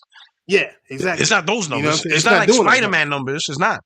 So even the big AAA, for the Microsoft game so far is like they got their 1.5, but they're not thrashing like 4 million in 3 days like the big PlayStation first party, right? But it's doing good. But it just shows that PlayStation games will buy it, but only because it's convenient. But they're not going to go out of their way buy a whole new console, spend $500 to buy this game. They're not going to do that. It's not worth it. It's on PlayStation. All right, I'll drop $70. Okay, cool. It's easy. I'll just go to the store and download it. Right? Yeah. And call it a day. But buy a whole ass console for this? That's dedication. That's dedication. It's not a system for them. No, it's not. It's not. It's really not. And it's not even sad. It's that PlayStation gamers are used to a higher quality of game. You know what I'm saying? They are used to a way higher quality of game. And with Microsoft, they're not really getting that. They're getting quality, sure, but it's not a Gran Turismo. You know what I'm saying? It's not. They're not giving us what we expect for high quality games to go out and just buy gangbusters. I don't think they'll ever come out with a game. I don't think Perfect Dark is going to do it. I don't think Fable's going to do it. I don't believe that none of that shit is going to do it. You know what I'm saying? I don't think that none of these games that Microsoft got in the pipeline that's coming. I don't think Doom is going to do it. I don't think we had Doom games before. We had Doom games before, and none of them were looked at as comparable to The Last of Us or whatever. Not even. In fact, I see because I pay attention to people's reaction that are playing Forza Horizon, and they're enjoying it, but they all say that after I already seen some comments saying that after they played Horizon for a little while, when they look back at GT7. They say it feels like it's a generation ahead in terms of car models and lighting. They're like, man, like them playing Forza Horizon really showed how much work was put into GT7. Like it already looked good, but you don't really know how it looks good until you compare it to something else. So now that they have, Forza Horizon on the PlayStation, and now they're like, wait a minute, man, this shit's not even close. Like Gran Turismo is just like graphically now the comparisons way ahead. Are right there. Like now they're seeing it directly. They're not relying on Digital Foundry or fanboys. They're playing the game on their own TV. They're playing Forza, and then they go back to Gran Turismo and they're like, holy shit, this shit's like yo, Gran Turismo so far ahead in terms of the graphic fidelities and stuff. It's not even close, you know. Right. And I think that's what's happening, right? I think they're playing these Xbox games, and now a lot of these PlayStation gamers, they look back at the PlayStation first part. They're like, man, PlayStation is just so far ahead because now they see it for themselves. You understand? And I think the same thing's gonna happen. Like they're gonna have Gears, right? When Gears Remaster comes out, and they're playing Gears, and they play it, they're gonna look back at Uncharted, and they're gonna be like, man, the animations, like because there was always that little battle between Uncharted and Gears, graphical and all that stuff. Now people are gonna be like, wait a minute, bro. Now Like, they're gonna realize, yo, Naughty Dog is so fucking ahead of these dudes. It's not even funny because they're gonna play it for themselves. I know it because I play Gears on Xbox, and then I played the Naughty Dog games. I'm like 343, like not 343, Coalition or even Epic. They were just not on the level of Naughty Dog. They just not. They weren't. They not. They were not good. Even close. They were good. You know? But they some were people not having that experience. Yeah. Some people didn't have that perspective, but now they are. And when they see it, they're gonna be like, yo. Naughty Dog's so far ahead of these dudes. I mean, Sucker Punch. I mean, watch me Yote come out and then they play Gears. You know what I'm saying? Like it's gonna be different, bro. Like it's just. I told this to Sick on the round table. I told him like that's gonna be the real test. The real test is when people are actually playing PlayStation games and then playing Xbox games. That's true competition between them now because it's not about the consoles no more.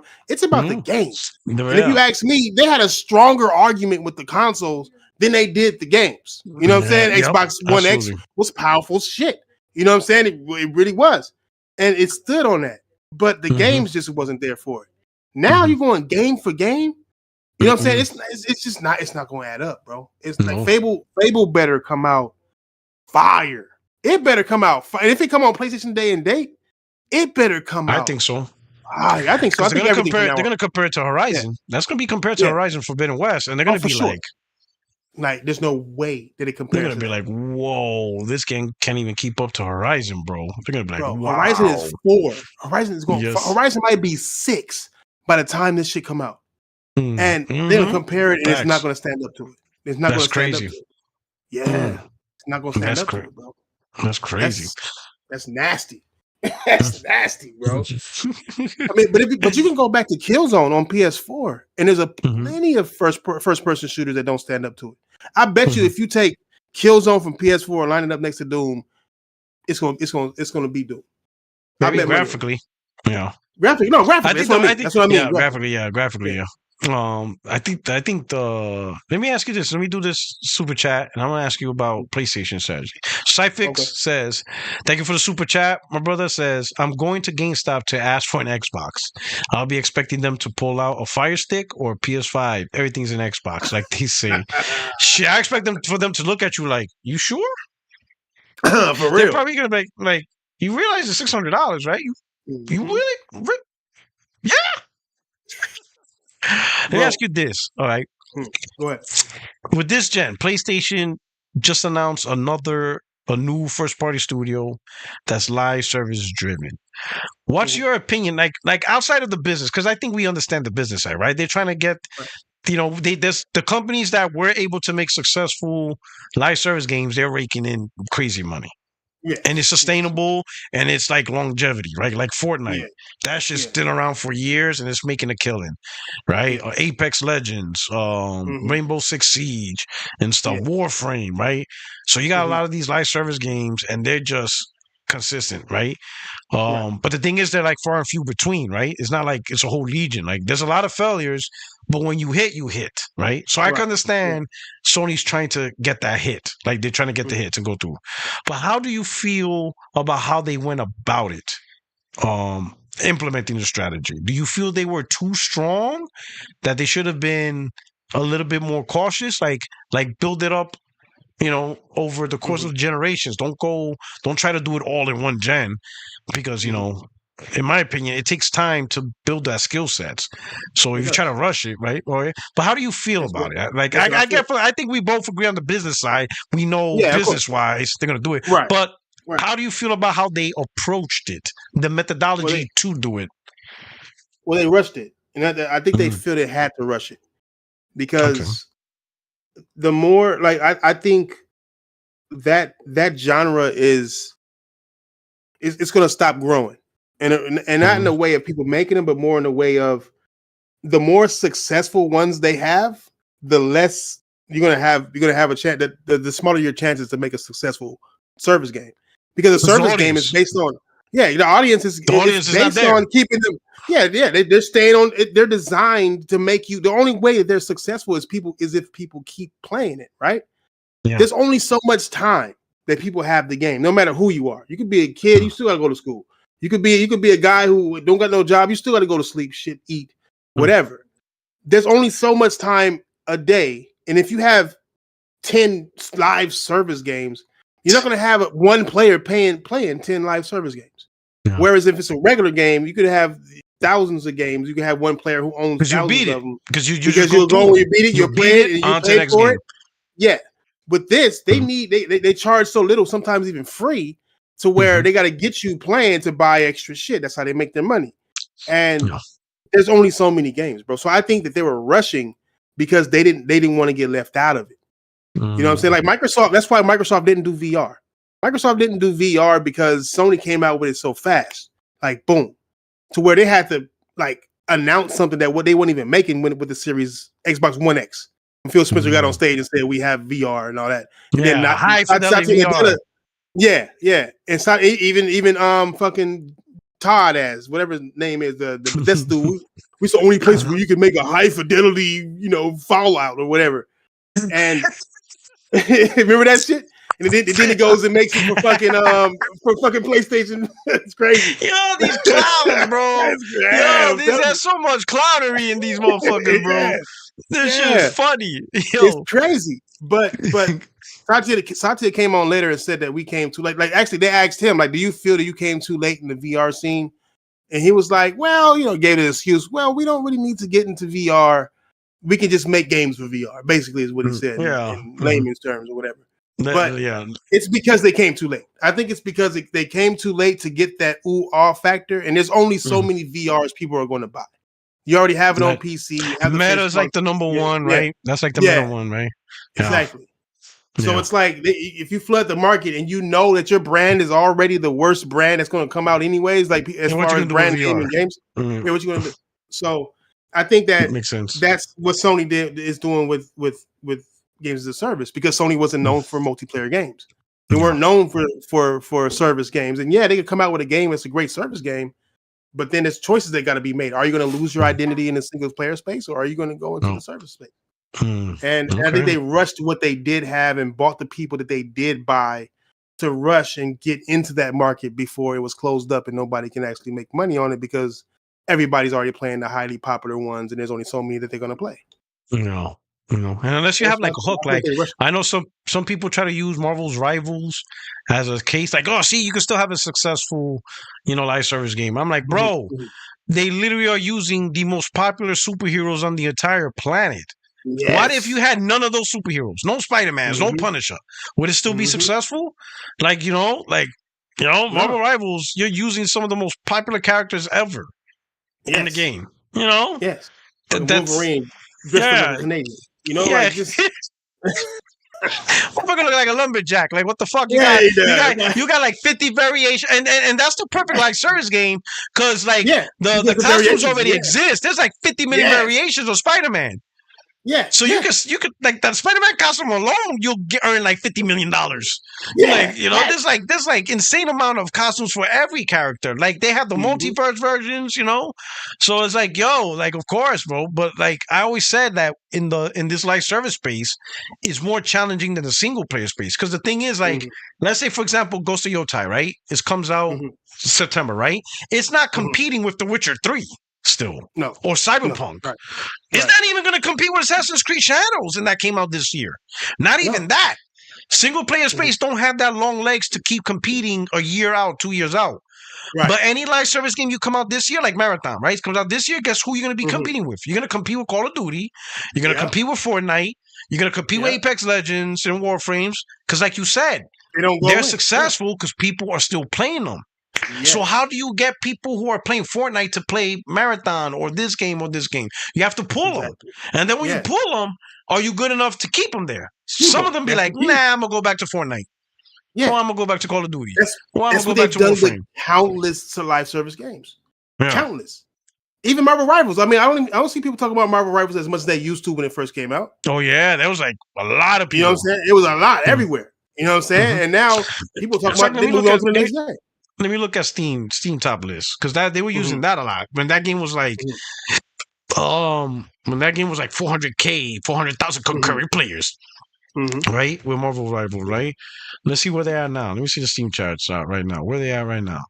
Let's see. Steam. All right, we got this is let's see, most played. Steam charts, top store, most played. Click on the most played right here. Okay, Counter-Strike. I tell you what, bro, that game stays like number one on Steam. I knew you were gonna say Counter-Strike, bro. I knew you were. Counter-Strike 2, like how the fuck, bro? Yeah. Okay, so all right, so no, you got Mobile Rivals. It's number 3. Where? The peak is 154. How many 454 right now? 154K. Peak so today. So they lost over half of their players. Oh yeah, they did. They lost like more than half, yeah, like almost 3/4. You know, but like Counter-Strike peak today, 1.6 million. Get the fuck out of here, bro. That shit is that's Counter-Strike. You know what it is? No, I know why that is. What is it? What is it about Counter-Strike 2? Because damn near anybody can play it on their PC, no matter how trash. Oh yeah, that's right. It's a source code. It's an old game. It came out in 2012. So it's all based on like PC is a different market. Yeah, because it's a different market. If you come out with a game like Horizon, everybody can't play it. People be like, "Oh no, look, nobody played God of War on PC. Nobody played Horizon on PC because these motherfuckers don't got the PC to play it." Yeah, you can't be playing this shit on a 1060 Ti, bro. Yes. That's why Fortnite is cartoony. That's why all these cartoony games are coming out. It's all Western. They're trying to do that. They're trying to make sure they maximize their money. That's why they want streaming. That's why they want streaming so bad, bro. They want streaming to be it so bad. That way they can people can start making one game and have it on their server streamed out to everybody else's bullshit. Yeah, and it doesn't matter what computer you have. Yes, no matter. But PC gamers aren't going to have. That's not what the customer wants. Because the customer, like especially elite PC players or PC players who like to build their shit, they want to build their shit and make it work the way. They're not going to build all this, spend thousands of dollars just to stream off somebody else's PC. That don't even make sense to them. You know what I'm saying? So it's like you can't play with the settings the way you can on your own shit. So I think that market is just so beat up, man. I think it's so chaotic. PC is too chaotic to actually build your company around. They got a game called Bongo Cat. That's the 4th most played. Yeah. What happened to Banana? Bongo Cat. Banana's number 7 still. They still play Bongo Cat. It's about a cat who plays a bongo if you click the bongo. Nah, I'm just playing, dog. I'm just guessing. It sounds believable. It sounds believable. Look at this shit. Look at this. Oh my God, I love Bongo Cat. What a great product. What the fuck is going on here? PC gamers like. What is this? Let me see. If you look at the screen, what is this? Yeah, I know. I'm looking at it. I'm trying to. What is it? Is he wagging his tail? What is that? That's his paws. And he's typing some shit. No. This is what they plan? It says right here, this is a description. Bongo Cat needs your help. Bongo Cat needs more hats. Every time you press a key, Bongo Cat will punch your taskbar. Type, click, play, work to collect more points. Which hats will you find? The fuck is you talking about? Wait. What the fuck is you talking about? They spend $3,000 for NES graphics? What the fuck is this? What the fuck is this? Y'all spent $3,500 on a GPU for like, what are we talking about here? They don't even got the whole body. They just gave it a head and arms. Only 2 paws. Where's the tail? Where's the tail at? Nothing. That could be shit. That could be a meat rat for all you know. Yeah. You don't know what that is. That motherfucker don't even have whiskers. We out here on console with hair graphics and hair fidelity. You can't even get whiskers on PC. That could be a baby cow with paws. And what the hell is going on here? That could be a shaved bat with no wings. You don't know. No. What the fuck? Oh shit! That could be And one look of at them this poodles. dude. Like, yo, this shit is wild. This Like, is I what don't they know what. playing Like, by the I'm not joking. millions. I'm not joking. Look, it's the fourth most played game. I guess. They're playing this more. It Like, seems woke too. they're It playing. seems woke. This seems woke. There's Players. something woke about it. There's some That's something woke. wokeness to this. That damn They're cat. It was playing. that black cat. They're playing Bongo more than Elder Scrolls Remastered. Yo, Oh man, they're playing this more than Expedition 33. Oh no, you did no. Bongo Cat, bro. Yo, Bongo cat. And he don't even got a bongo. no. He was just tapping some line. Yo, these PC cats are different, bro. These cats are different, man. They are way different. All right. Jay Thomas with the super chat.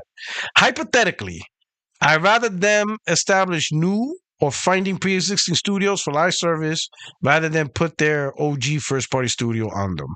I agree with that. Mm-hmm. How do you feel about that? Like, if like what the plan is, create new studios and have those new studios go the live service route, and the core first-party studios, if they want to remain first-party, then yeah, you don't have to worry about live service. We're not going to force you, Yeah, I think that's the way they should do it. Yeah, like a balance. That's the way they are doing it, no? Yeah, I think so now. At least with porting too. Like they bought niggas in them to port games. Well, they did have like what you call it. Fucking, they try to have Blue Point do a God of War live service. Like, what the fuck is he doing, bro? Like, man, that was the dumbest thing. Someone needs to be fired for that one, though. Whoever thought of that idea, here's your severance package, dog.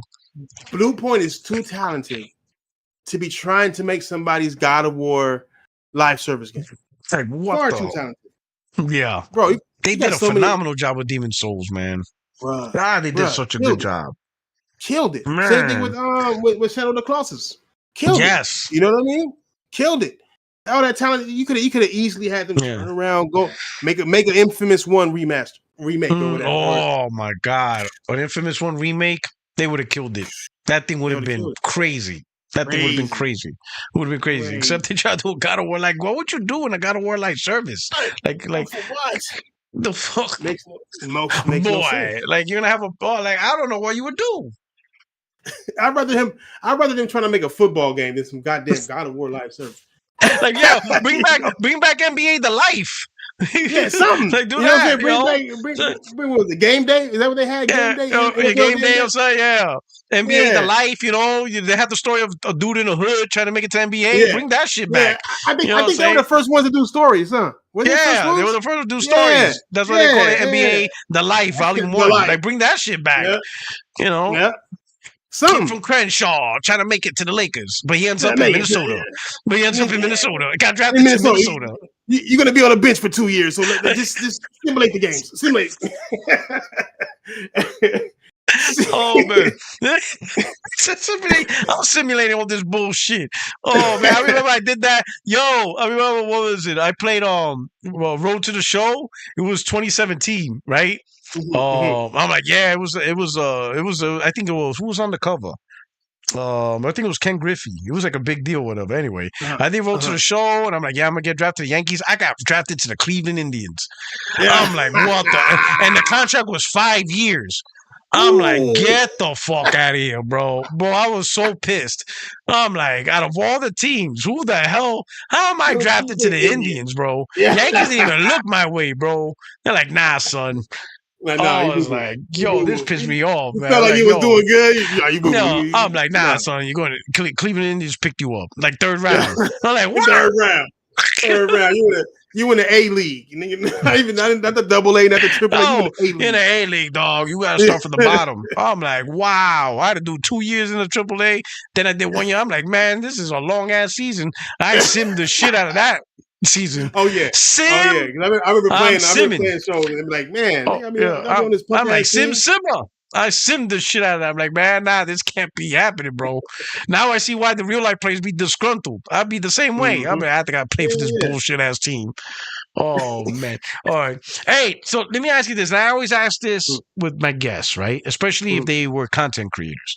Have you noticed just your opinion, your thoughts of how, for video games primarily, right? How we did Mhm. content back then versus now how the content creators are now. Like now I see, like last gen, when we were doing it, even the Xbox guys, right? We all try to argue, debate, or have conversations based on Right. our perception of facts.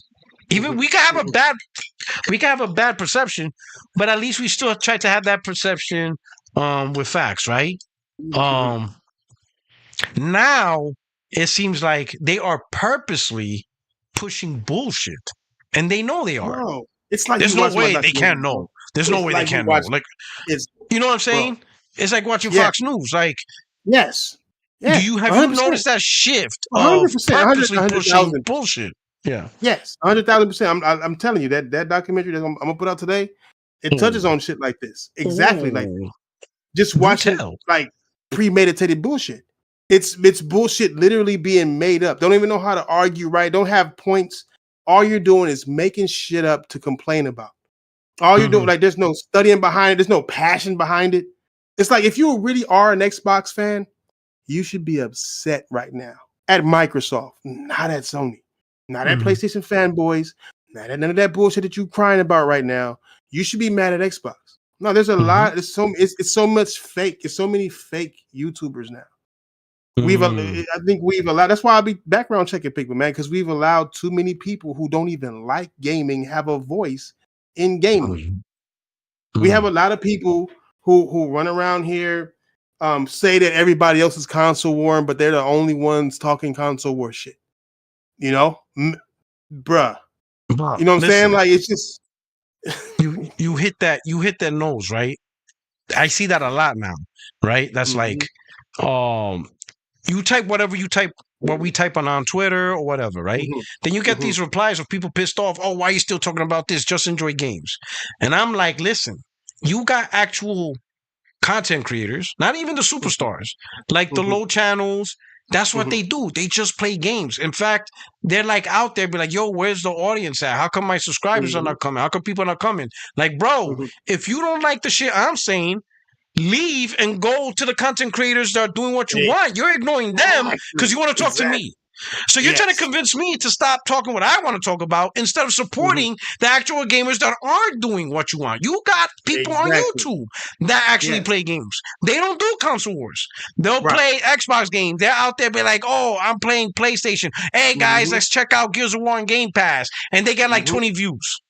Yes. Now Facts. I'm not saying because they suck. No, it's But because all the that's people not what these people complaining, want to see. go to Yeah. them. I even Yes. tell people, like, bro, you don't like me? Check out these dudes. But they won't Yes. go. No, because no matter how much they want to that they don't want to admit it, they are entertained by everything you say. Our shit. They're They enter- like our shit. They like this yeah, they shit. do. They They like like it. the drama. They They like like the they like drama. it, and they want to argue with it on purpose, even Yeah. though they don't have no points. I had so many people try to argue with me over a point and don't have no point. You know what I'm saying? Like I just disagree with you. Like, what you mean you just disagree? You gotta have a reason. Like, it don't make sense. It happens too many times, bro. Like, I stopped telling people to come on. You know, the round table is open for anybody to come in anytime. Now you're like, Right? I gotta gatekeep this shit. It Because just, y'all coming yeah, on round yeah, table exactly. with no point to argue. You just None. saying I don't like what you're saying. Okay, why? Oh, I just don't like it. I just The like, fuck out of here. Get off my bro. table. I Like, had a, like I had a PC guy, dog. I I had a PC guy come to me and say, you know what, PC is 10 times better than PlayStation. I'm like, okay, well, how? He said, well, I can play Cyberpunk. I'm like, okay, that's a last generation game, but continue. He said, okay. I can play Cyberpunk frame with 120 frames, ray tracing at 4K, smooth, no hiccups, nothing. Looks 10 times better than yours. I said, okay, well, that's nice. But did you beat it? No, I just got through the first stage, but I'm just saying, like, it looks better than. I'm like, don't talk to me about gaming, bro. Like, don't get the fuck out my. You know what I'm saying? Like, because it's like you can't come to me and brag about how Get pretty the something fuck looks, out of and you're not here. even. It's not good enough for you to beat. Like, what the fuck, dog? You got 120 frames, they in 4K, and you put in 10 minutes. 10 Well, minutes. clearly that PC is not having you wanting to play games, dog. Yes. You know what I'm I would saying? play Like, get out of here. I even told him, I was like, bro, I would have lied about that shit and said, hell yeah. Oh yeah, yo. Hell yeah, I beat that. It was crazy. And I beat it. I did the expansion packs. When they added path tracing, I replayed it again. I'm like, all right, you about that. But then you could counter that and be like, cool, right? You could always be like, you'd be like, cool. Yeah. But here's my question. How much did it cost you to play like that? Oh, it cost me $3,500. Well, no shit. If you spend 35, that's the one thing about the PC gamers, right? Or whatever. Yes. Like, PC's better, whatever. We get 120 frames, native 4K, cool. How much did you have to pay to do that? Oh, my shit costs $2,800. Well, no shit, motherfucker. Yeah. If you spend $2,800, you don't have a choice but to be better. You have to be better than the $700, $500 console. You got to. You don't have a choice. I say that shit every time. That's not something to brag about. You spent $2,800. You have to be better. That's not a choice now. It must. It has to be. There's no choice. So the comparison's stupid. Yeah, but see, they get mad. Like they started to get mad because I would ask them. I was on another podcast and it was full of PC dudes, and they was like talking shit, and I was like, that's nice, that's cool. How much did you pay? Oh, why are you pocket watching? What you mean? I'm just asking because if you paid more, then I would think that it runs better than what I'm playing. I'm in the hundreds. You in the thousands? Well, it better play better. Like, what the fuck are you talking about? And then I hit him across the face with this one though. Are you playing in 4K? Oh, my PC could do what is your monitor? Oh, 1440p. Then get the fuck out of my face. Oh my god, you're not playing 4K. You're not playing 4K. Maybe your settings is 4K, but your screen's not showing it. Because you bought a 1440p TV. Monitor. You stupid motherfucker. You need to buy a 4K monitor. It's crazy, bro. Like, they don't even know their own dudes setups. hate arguing with me, dog. They hate arguing with me because I be thinking deep as fuck. I'll be like, how many times did you press the space bar today? It's just something like that'll fuck their mind up, bro. I don't have a reason for asking it. I just say it to fuck with them. Like, how many times you press the spike? And they'll think about it because they're so analytical and shit. They'll think about it. Like, $2,000-$3,000. I'm like, you jumped 2,000 times today? Nigga, that is low gaming stage. Nintendo players jump more than you. Nice. Every time you hit the space bar, I mess up their mind every time because they think that they got a one up on us, bro. I'm like, bro, and right now they can't say shit to me because I'm gonna be like, but what happened to the $700 PC though? I don't see nobody talking about that. There was a lot of talk about this infamous $700 PC where you had to go to bumfuck Alabama to a fucking like a yard sale. So you can get that one power supply, a used part in Alabama. Yeah, you gotta risk your life. We gotta risk our lives in a sundown town to get a used power supply, so we could build this $700 PC. Right? That was all the arguments. Now I don't see nobody talking about. Digital Foundry don't use $700 PCs to do comparisons with the Pro. No, they sure don't. They be comparing that shit to the $2,000-$3,000 PCs. I'm like, yo, where these $700 PCs at? Y'all were bragging about it. Y'all were preaching. Where they at? Y'all got them. Who bought it? Who bought it? Well, I want to get one. Get me into the master race. Let me see. You know what I'm saying? Like, it just. I'm gonna have like 23 different fake ass wannabe $700 PCs. That's not gonna include Windows or no shit. Like, it's just not gonna include a keyboard or nothing that I need. Like, nothing. It's crazy, bro. It's I don't understand why they got into the argument, bro. PC dudes should have never gotten to the console war. Like, I think it should be illegal for a PC to review a game. Real shit. You should not have PC reviews because every PC ain't built the same. So the problems that you have on your PC, somebody else might not have, or the problems that you're not having on your PC, somebody else might have, simply because they're not all built the same. I think that reviews should be illegal on PCs. He said illegal. You know what I'm saying? Or at the very least, they should be, in my opinion, I always felt that they should at least be more mid-range reviews. Like, don't go for the 4080, 4090. Right. Nobody, very few has that. No. Do a review like with the 3070. Or the 3060, right? The majority of the people have on Steam. So the majority, they can actually see what they're gonna get, right? Sure, the people with the 4080s, 4090s, they know, oh yeah, my shit's gonna run much better than what they're showing. Cool, right? But the people who don't have that, they'd be like, oh, so that's how the game's really gonna be for me. All right, I Right. get it. And stuff like that. Yeah. You know what Yeah. I'm saying? So Oh, yeah, man. there's so much deception, bro. It's too much. There's a lot of this. Even with journalists, bro, they got so bad that journalists are becoming influencers. You know, look at Destin. Destin quit IGN to sit at home, bake cookies, and lie about Xbox. And now the Xbox is gone. He's buying a making more Pro. money. And he's making more money. Yeah, he's a lot more money. A lot more money. Patreon. And I gotta get Destin on. You know what I'm saying? But they realized these journalists, because these journalists wasn't really making a lot of money, right? I think what they were doing is, I always felt that many of these journalists or people who got in the industry for gaming, they just used it as a resume builder to do something bigger, whether it's to get into Hollywood, TV shows, newscasting, you know, like gaming was a good gateway into a bigger market for them, right? You know, like if you got into production and stuff like that, now you could put in your resume and you could try to do something for like a small TV show, maybe work for Netflix. So I always felt that way. Right? But I never felt like the gaming journalist was the super big, right? But I think they started realizing, like the console war channels, how much engagement they were tracking, Patreons and memberships and super chats, and they're like, hold up, we could like talk bullshit or whatever, but here's the problem. They just thought we were talking bullshit just to talk bullshit. They didn't realize, no, we actually pay attention to gaming. We love gaming. And like we're gonna use analytical thinking to argue console war. These guys were just saying stupid shit. What was that chick? Oh, Sony's Dead Man Walking. She said Hogwarts was exclusive to Xbox. Like, bro. Oh yeah, I saw that one. But I'm like, bro, you guys are console warring, but you're at least commit. Do it right. Yeah. Like, get your information right to unload the chamber. Y'all just saying shit like, oh, Sony sucks because Hogwarts is exclusive to Xbox. Wait, what? Wait, what? No, it's not. In fact, Sony got the marketing rights. What the fuck are you talking about? Who gave you that idea? Or like, her saying that, oh, did Microsoft eat up BioWare yet? I'm like, bitch, you just saying shit, ain't you? Just shut up. You just saying stuff. That's all you're doing. You're just saying stuff. She said that. Microsoft buy BioWare. I'm like, what the fuck is it? What? There was no hint or anything about there was like no news about that or nothing. I'm like, where did you get this? Other than your ass. She said that Microsoft buy BioWare yet. Like, they're part of EA. Like years ago. If Cessna was a G, if Cessna was a G, he would have been like, let's change the subject now. Right there. But you know what? That's real console war. Cessna would have been like, girl, what the fuck is you talking about?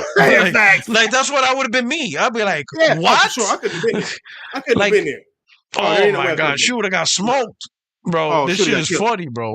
There's that terrible. The completionist. I can't remember those two. Yeah, like the completionist. I couldn't have been him, bro, because he nice. I would have been cut her off. I'm like, what? Like get I'd be like, what's your gamer tag?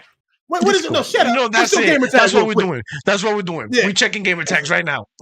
Right now. We're doing that live on the air. Put it on the screen. Put it on the screen. Show me what games you playing on Xbox. You know what's crazy is that because I was analyzing it, she don't even own an Xbox. Oh, I know. That's what's crazy. She was saying PlayStation doesn't have enough exclusives, and she doesn't have an Xbox, and she's playing. No, she doesn't. And she does. But she didn't have an Xbox. She had a PC, and so she was playing PC Game Pass. And I'm like, wait, none of those games that you're playing are exclusives from Xbox because it's on PC. So what are you talking about? PlayStation doesn't have any exclusives when they have more than Xbox does. It's wild. You're playing them not on an Xbox. It's like it's just so frustrating, bro. To watch. PC is an Xbox. Well, yeah. And so is my Apple. So it's PlayStation. So so my PlayStation. My PlayStation. I already got the mid-gen refresh for Xbox. That's right here. Exactly. You know what I'm saying? The headphones you got on Xbox. That's it. Right as here. long as you can hear an Xbox game through them. See, I already got an Xbox handheld. Look how beautiful it looks. Look. Literally, can play Hi-Fi Rush on that mug. That is an Xbox. That's it. I can play Oblivion. I can play Oblivion right on it. No problem. Fallout 76, no issue. Oh shit, yo. Man. All right. Now, let me ask you one final thing, right? To wrap up the show. What is your outlook? I want to see. Give me your 3 outlooks on the 3 companies. We'll start with Nintendo. What is your outlook and prediction let's say over the next 3-4 years for Nintendo with the Switch 2? What are you forecasting? I think the Switch 2 will sell as much as the Switch 1 did, if not more, depending on what games they put out. Even at the high price point? Yeah, even at the high price point. It's already sold out. Okay. Even at the high, the Nintendo dudes are built different, bro. And they are. They just really are. I mean, their games have never went down in price. They paid for a Zelda $70 without an upgrade to a system. Just $70 just cuz. You know what I'm saying? Oh, y'all paying $70 now for games? Fuck it, $70. It's part 2 of this game, but still $70. Like, and they pay for it. You know what? But you know what? You can't shame them because at least they buy and play their games. They buy and play their games. They are gamers. They are gamers in the sense of gamers. They just care about games. That's really what that's all. They don't just talk about graphics. Specifically Nintendo. Yeah. That's it. Frame rates. That's they don't give a fuck. Trophies, achievements. They don't give a fuck. No, none of that. You got a raccoon making toast, and they all cheered when the toast popped up. They are a different type of gamer, bro. They are totally different, bro. So it's like, yeah, they know how to cater to their squad. Like, as much as we look at Mario Kart, like they look like the old Mario Kart, they're looking at that shit like that shit fire. Fire. Hey, I'm gonna buy Donkey Kong. I'm gonna get a Switch when I get a Switch. I ain't getting it day one, but when I do, I'm gonna get Donkey Kong. If it's $80, that shit is $80. I'm buying my. That is what it is, right? Like, fuck it, whatever it is. What it is. I love me some Donkey Kong. You know what I'm saying? I don't care how many, what frames or resolution this playing. I don't give a fuck. That shit look fire to me. Yeah. So I think Nintendo will be all right. I think the Nintendo Switch has the potential to beat Nintendo Switch. I mean, Nintendo Switch 2 has the potential to beat Nintendo Switch, as long as they come out with the games and features that back it up. If they come out with trophies, bro. It's a super wrap. That's all they gotta do is put out trophies. Okay. Yeah. I just say for me, right? I'll put it on the screen, right? But I'm just like, man, $80, bro. In the look, man. I don't think this is $80, but still, this is their 2025 next generation game. And then you compare that to this. Yo, I can't, bro. Nintendo's wild, bro. They got some cojones, bro. They do. Cojones. And this game, and you know why? And the crazy part is, this will also outsell Ratchet easily. It's gonna sell more easily. Not even close. First day sales is gonna be more than Ratchet's whole lifetime sales. Yeah. Easily. They won. Yeah, real shit. It just is what it is. I mean, hey, Nintendo players, they don't care. They just want a game. Yeah. They just want a game, bro. It's just what it is. That's why they make so much money with it. Yeah, you gotta give them props. You know, they are gamers at their core. You know, they'll ignore graphics, whatever. If it's a good game, they're playing it. You know what I'm saying? Because they buying Pokemon day one. Oh, it's glitchy and all that. Oh, okay, it's glitchy. Yeah, I'm buying it. I'm buying both of them. I'm buying the red and the blue. Like, fuck it. I'm gonna just buy 2 different copies because one Pokemon is on the other one and that's not on the other one. So I'm gonna buy a whole $70. I'm gonna buy both. I'm gonna buy a whole separate game when they couldn't put in one. Like I look at this, right? This is Mario Kart World, the new one, right? Princess Peach, right? And that little white dot there, that's not a real reflection. That shit's like painted on. Yeah, it's painted on. It's not real. It's not global illumination. Real shit. Like what the fuck? No. That dot is gonna stay there no matter what direction she's facing, bro. It could be dark, light, no matter. She got a glint in her eye. That girl has a tumor. She needs to get an eye exam because that dot is staying there, and that shit's not going anywhere. That dot is going to travel as she moves her eyes a ball, right? Yeah, she could be in a dome. That dot is still there, right? Hey, and then again, I already showed Donkey Kong. I'm like, yo, this dude looks wild, right? And then I look at this, and this is my picture. This is my screenshot. This is not like from a gaming. This is what I did, and I took a screenshot. You know, in terms of PlayStation, I uploaded it. Look at that shit, bro. Yeah, it's no comparison. Look at this shit, bro. Look at that. That's crazy, bro. It's insane. Hey, and people talk shit about this game. Yes. I'm like, they, like at the very least, you gotta respect Insomniac for what they can do, bro. Yeah, bro. This is with nuts. The technology. I'm like, look, this is wild. Bro, this is incredible talent. You know how you can change dimensions, right? When you can hit a crystal and you'll change dimensions. And there's one crystal that takes you into a place that's kind of out of space and another one that's not, right? Bro, like I was testing the physics on this shit, bro. Like I would shoot, like in the outer space section, I would shoot the minigun with the shells that come out, right? And the shells will float when they come out. So I shot the whole clip out. So it's like 80 bullets. So it's like 80 shells in the air. I went and hit the fucking crystal, and then the physics kicked in for the other dimension, and all the shells fell down, like rained down on top of me. And I'm like, bro, the level of detail, the thought process to put that into the game. You know what I'm saying? To have you go from dimension to dimension, and it's like things are getting affected differently by different engines of the fucking the physics. It's like people disrespected this game, bro, and I'm like, why? Same with Horizon. People the world, I feel, disrespected Horizon. Didn't win a single award. That was, to me, crazy. Because it had great story, great graphics, great everything. But I don't know, dog. I don't know. The industry is kind of weird, bro. That's why I believe East West is will, bro. Because the West owns journalism. The West owns journalism. And I think is what you said, the underdog. Sony's not the underdog. No. Not even close. Right? Not even close. And there's only so much wins they're gonna give Sony. Even if it's obvious, they're like, oh, we can't keep giving all these wins. It's just, you know what I'm saying? And I think that's a disservice to the industry, because how do you force the other developers to get better if you accept mediocrity, or you give wins that they don't really deserve? You're not helping the industry. Make the industry step up and earn those titles, earn those accolades, right? Don't just give it away. And this leads into a good question. Boardwalk Country, what do you think about Remedy games or CDPR moment-to-moment gameplay are far below anything PS releases, but reviewers lie to widen their audience? That's a good point. Like, I think that's exactly what we're talking about. Yeah, that's a good point. Yeah, I mean, it goes into the same. Sony's not the underdog. Right. You know, they're not. When you're the top dog, they over-expect from Sony. Yeah, like right now, Doom got what, an 82? What did they get? 86 on Metacritic. Dark Ages. The reviews are out. Yeah, they're out. Oh shit! Get out of here. That shows how much I'm not paying attention to that game. Yeah, I'm saying. Oh yeah, 86. They got an 86. Yeah. All right, and nobody's crying about that. Right? I didn't really. I'll be honest. I didn't. Trash. Right. I'm not even seeing this on my timeline. I didn't know the reviews were already out. Yes. 86. But get this. That goes to Yotai. Yotai get 86. Yeah, 86. It's going to be all fucking flop, fail, trash, boo-boo. It's all over the place. From everybody. PlayStation gamers too. It's a boo-boo. It's boo-boo.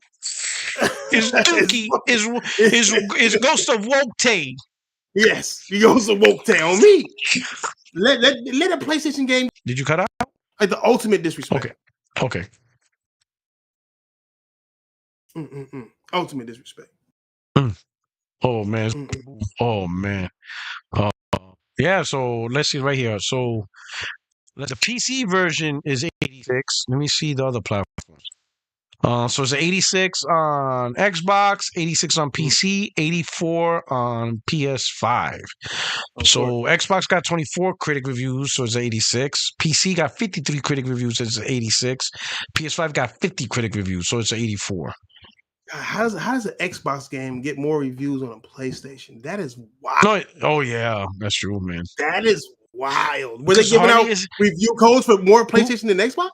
You would think there'll be more reviews on the Xbox because of Game Pass. Yeah. Think of all you got 30. This is what I don't understand. Microsoft is giving out the fucking 35 million gamers can instantly play this game like that.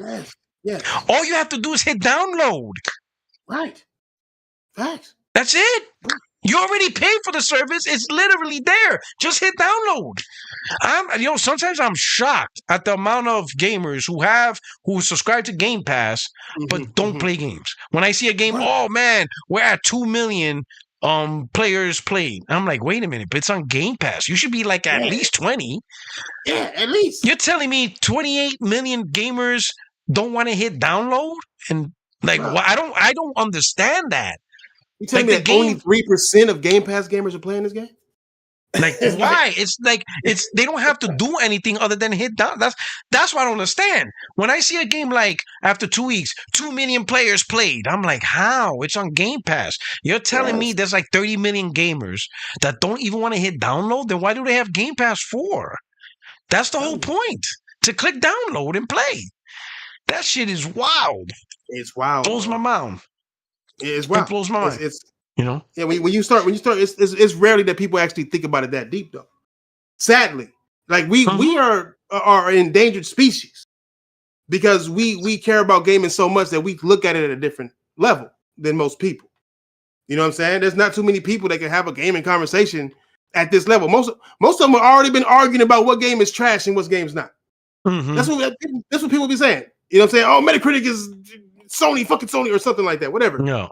It's like it's not too many people who actually talk gaming at a deeper level. Yeah. And so we are starting to see the results of that shit of we don't know what a game is scored. Like the people who are reviewing these games, are they really into it? Are they really into gaming? We know they don't beat it. We know that. Right. But a lot of these reviews don't even beat the game. Yeah. So it's like, what the fuck? I feel out of respect. That's why I don't do reviews, because out of respect, I feel like I need to beat the game to review it. I'm the same way. Yeah. I'm the same way. And by the time I beat the game, ain't nobody gonna give a fuck. Yeah, exactly. It's already a wrap. Like, hey guys, here's my Assassin's Creed Shadow review. Yeah, what the fuck? Like, I already bought it. I don't even need to review, bro. Like, I'm playing Town Obscure. Like, what you talking about? Like, oh shit. Exactly. Like, bro, it took me a while to be Assassin's Creed and shit. Like, what the fuck is you talking about? You know? Yeah, oh man. But it's crazy, man.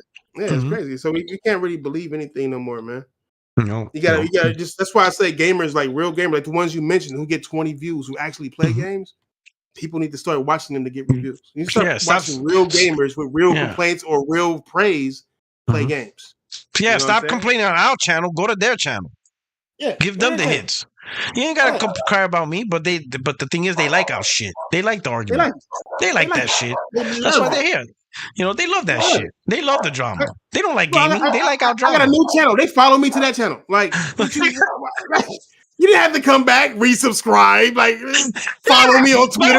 My channel got shut down. This is your chance to ignore me. Nah, son. We're back on your new shit, telling you to stop. This you're trash. You're stupid. You're a fanboy. I don't understand you. You don't even know gaming. You got a 5th grade education. Whatever they want to say. It's like, but you follow. Why are you watching me?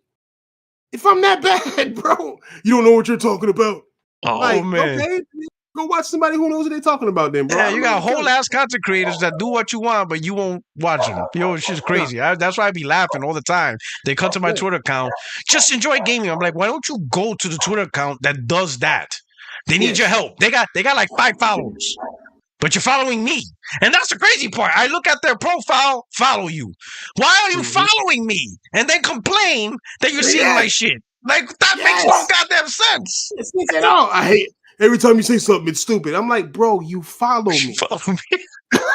Like, I didn't tell you to follow me. I didn't ask you. It's not a requirement to comment. You follow me. Like, do I have to block you to help you out or something? Like, you don't know how to use these features? Like, do you want me to do you the favor? Like, the fuck is you talking about? you want moms to cut the crust off your bread and me to block? You don't want to do nothing, huh? Like, God damn. You don't want to do nothing for yourself. Man, respect your own timeline. Like, oh, shit. All right. Jay Thomas, 100% with Thrash. I'm all over the new Donkey Kong. Listen, at the end of the day, that's what it's about. You know? Regardless of the price, if this is this is my hobby, right? If I'm gonna say up front, if games do go up to $80, I'm still gonna buy them. This is my hobby. I enjoy gaming more than I enjoy watching movies and TV shows. Exactly. I do more gaming than I do watch Netflix or Disney Plus or whatever. I hardly watch that. Like me, most of the times when I do watch movies or shows, it's because I'm eating. Because I'm not going to eat and play games. My hands are occupied. You know, Puerto Rican food. You need the knife and the fork. You know, I'm chopping down everything. But when I'm done eating, if the show's not over, it's on pause. I'm going back to play games, and I'll finish the show when I finish, right? So this is my main hobby of entertainment. I love it, right? So if it goes up, what I'm going to do, stop gaming? Like, no, I'm going to keep gaming and stuff. So I respect that with the Donkey Kong. I mean, we still crack jokes, and there's all good and fun, right? What Nintendo does. But at the end of the day, if that's what you love playing, enjoy it and stuff like that, right? But yeah. So you got the Nintendo side. Now let's talk Xbox. What do you see in their future? People talking about a new console in 26, 27, Xbox handheld, hybrid PC. I don't know what the fuck they're talking about on Xbox One. What is your prediction? How My you see prediction Xbox? Well, they're clearly purposely tanking their hardware. Clearly, Yo, that's just at this point, $600. 100%. Yeah, and it's For what is it? $430 for the yeah, S? That shit is more expensive than the PS5.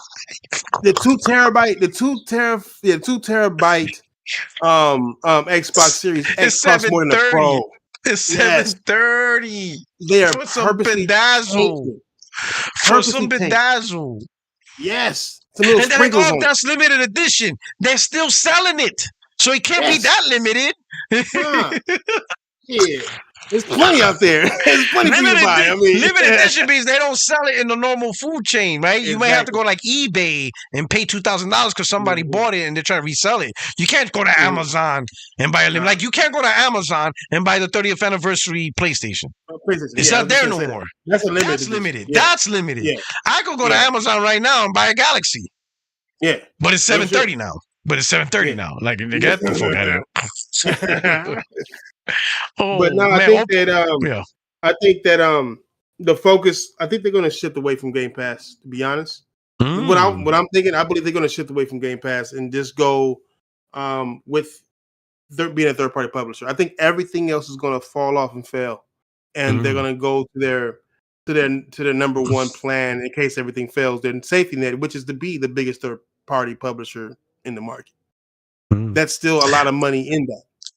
You know what I mean? So it's like that everybody else worry about hardware, that everybody else worry about whatever services, whatever the fuck. We'll make our games, whether it's service games or not, and we'll put them on every single platform that we can. And be the biggest third-party publisher out there. I think that's what they're going to do. That's what they're going to end up doing. Extreme had a prediction that they're going to eventually drop the day and date. And they're going to tell their Game Pass and say, the major first parties are no longer day and date, but they will be available. I think he said 1 year from release. So, like, if they release a game May 2025, then it's going to be on Game Pass May 2026. So he said he's just pretty. He said that there makes the most sense for a business, right? That you change the model to where you release these new games and you have to buy them. But if you want to play on Game Pass, you just have to wait a year. And wait a year. They'll have it ready for you 1 year from launch date. And you can play them on the cloud day and date if you buy it. Or you can play it on the cloud if you buy it day and date. You can play it on the cloud, I was like, that's interesting. I'm like, that's interesting. If Microsoft remodels everything and says, hey, starting whatever, these games are not day and date, but they will be on the service 1 year from date of release. I was like, I mean, that'll probably piss off a lot of people, but that's only going to piss off the people that don't buy games. Right. But what they're going to do? Not subscribe to Game Pass? Now they're going to go back to buying games that they didn't do to begin with? They don't have a choice. They're just going to have to accept Game Pass for what it is. Or start buying your games at $80 because that's what Microsoft said they're going to cost $80. Well, so even Microsoft's own games, he's saying, is like the ones that they make aren't going to be day and date. Nope. No, that's like his guess. He's just thinking because he says the way it is now, Microsoft's in trouble because they're putting a lot of games, but are they getting the reciprocal money in return? Because it's still only $20. So they have to something has to change. So he's thinking they'll go back to they'll put the games on Game Pass, similar to like Sony does. Well, even Sony doesn't do it that way. But they release the game, they launch it. And 1 year after launch, that's when it's available on Game Pass. So those that are all about Game Pass, then you're going to have to wait a year to play the game. Everybody else, you're going to pay your $70, $80, whatever the game costs. Well, that might make the most sense. They can make sense. That does make sense, but it just depends on how much money they're willing to lose. Are they still willing to lose money? It seems like after buying Activision, they are done with losing money. Yes, like they are done with that. Yes. You know what I mean? They have no tolerance. The whole thing changed. Yeah, it's zero. That's why games are coming to PlayStation. Games are going wherever the fuck they're going to go simply because they spent $100 billion in like 2 years or 3 years. We're buying Bethesda and fucking and Activision alone, not even including the other ones. No, it's crazy. Yeah, that's not even including the studios they bought before that. Right. And then you have Game Pass, which is cannibalizing a lot of their games. They're looking at it like, now we have Call of Duty, now we have this, we have that, we have cell phone games, we have the whole nine. I think that if they do that, it would be crazy, simply because they're already spent too much money to be losing money still. And I think they raised the price. They're going to raise. I think they're raising the price on their first party because of Game Pass. Because I think they realized they lost a lot of money on Xbox because of Game Pass. Yeah, and they built a culture of gamers who don't want to buy games. And they're like, fuck. So now they're raising the price of Call of Duty to $80, I think, to offset that. Which is bullshit because I'm like, wow, bro. This is crazy, man. John Baptiste with the $10 super chat. They like the value of Game Pass, but they don't like the games. South of Midnight reached 1 million players. I wonder what's the attach rate since they use it for PlayStation. That's the crazy part. South of Midnight is on PC and Xbox, but only 1 million players played it. But it's on Game Pass. This is what I'm talking about. Like, how is this game only 1 million people decide to play it? Like, you just got to click download and try it out for 10, 15 minutes. That's it. Why Not even that. Why I mean, they would count you if you boot it up. If you boot it up, they're going to count you. Yeah, you download it and you're on the title screen, you're a player. You're a player, yes. You didn't even hit start. Yeah, you're a player. Automatic. Just play the game for 20 minutes and make a decision. And that's what they say Game Pass is, right? Oh, at least I could just try out without committing to buying it. Well, no, you're not. You're not even doing that. Because if that was the case, South of Midnight should have at least 15, 16, 17 million players just to try it and see what it is. But they're not even doing that. No. This shit is wild, bro. They built a different culture. You know what they built? They built the cell phone gamer culture that you described in the beginning of the show. Yeah. They built the player that's like, I'm gonna play what I'm gonna play. I don't care what else comes out. I'm a casual gamer who's gonna play casual games or play games casually. Not even playing casual games. I'm gonna just play games casually. If you're a hardcore gamer, you're not gonna look at a game like South of Midnight and not play it. I'm gonna try it. Yeah, you're gonna try it. 10, 15 minutes. That's it. And if you don't like it, all right, fuck it. Yeah. If I had a Game Pass, if I was crazy enough to get Game Pass and Avowed came out, even though I'm not that interested in it, I'm still boot it up. 15 minutes. Yes. I'm gonna still boot it up and check it out. I gotta be sure because I know how gaming is. There's a lot of games that look trash that turn out fan motherfucking tastic. Yeah. And you gotta. If it's not, you're already paid for it. To it. You and not only did you already prepaid for it. You've been prepaying for this game for months. Yes, $20 every month. So just try it. It's there. Every time Microsoft delays a game, they make an extra $5-6 million off y'all. For real, right? Like, every time they push a game a couple of months, push a game back. Oh yeah, you paying for those months because they push it back. Because you're still paying those $20. Yes, they're not going to delay your payments, bro. These ones are hilarious to talk about, bro. I mean, like, oh my god, funny, man. This shit is wild, bro. All right, wild, man. Final prediction: PlayStation. Right, a lot of talk. Some people still feel PlayStation will release their new console in 2027, despite how things are going. Whatever. What are your thoughts? And also rumors of a PlayStation handheld that is capable of playing PlayStation 6 games, but people aren't sure if it's going to be mandatory or if it's up to the developers if they want to take advantage of the handheld or whatever. What are your thoughts and predictions for PlayStation beyond this gen? Because I think this gen, they're pretty much got it wrapped up. We're going to get games, we're going to get third party. Hopefully, we'll be able to play Intergalactic. So I think PlayStation is that steady state. I don't think they're going to do much ripple waves, right? They got what they got. They got the VR, they got the Portal, and now whatever first party is remaining, they got. But for their next generation plans, what are your predictions? Is it 2027, or do you think they're going to extend this generation? 2 years, I don't think so. Okay. I think 2029, maybe even 30. I think it's going to get extended simply because of COVID. And Xbox. You know what? Me and you are on the same wavelength. I think 29 the soonest. Yeah. For real, because 27 seems too soon. It seems like they haven't even it's around the corner. Put out the games that they have. Yeah, that's too quick. we would be hearing some kind of rumblings about it. There'd have been more delays. So what? Wolverine's going to come out on the next gen console. You might as well make it come out on the next gen console if it's going to come out in 2027. You know what I mean? We haven't even seen a trailer of gameplay of this game. So, you know, like what would be the point? Just do Miles Morales. Launch it on day one with the PS6. Yeah. Which would be fucked up because we got the Pro. Like, motherfucker. Yeah, be mad. The last Pro I buy. I'll be like, I'm done. Don't come out no game. And then you release a new console this fast. Yeah. But I think around 2030, I think that they will make a handheld, but I don't think it'll be running PS6 games. I think it'll be running PS4 games natively, whole library, maybe PS5. But I think that I'm always thinking about battery life. I understand that a lot of the reason why things are weak and not updated graphics and all that is simply because of the power.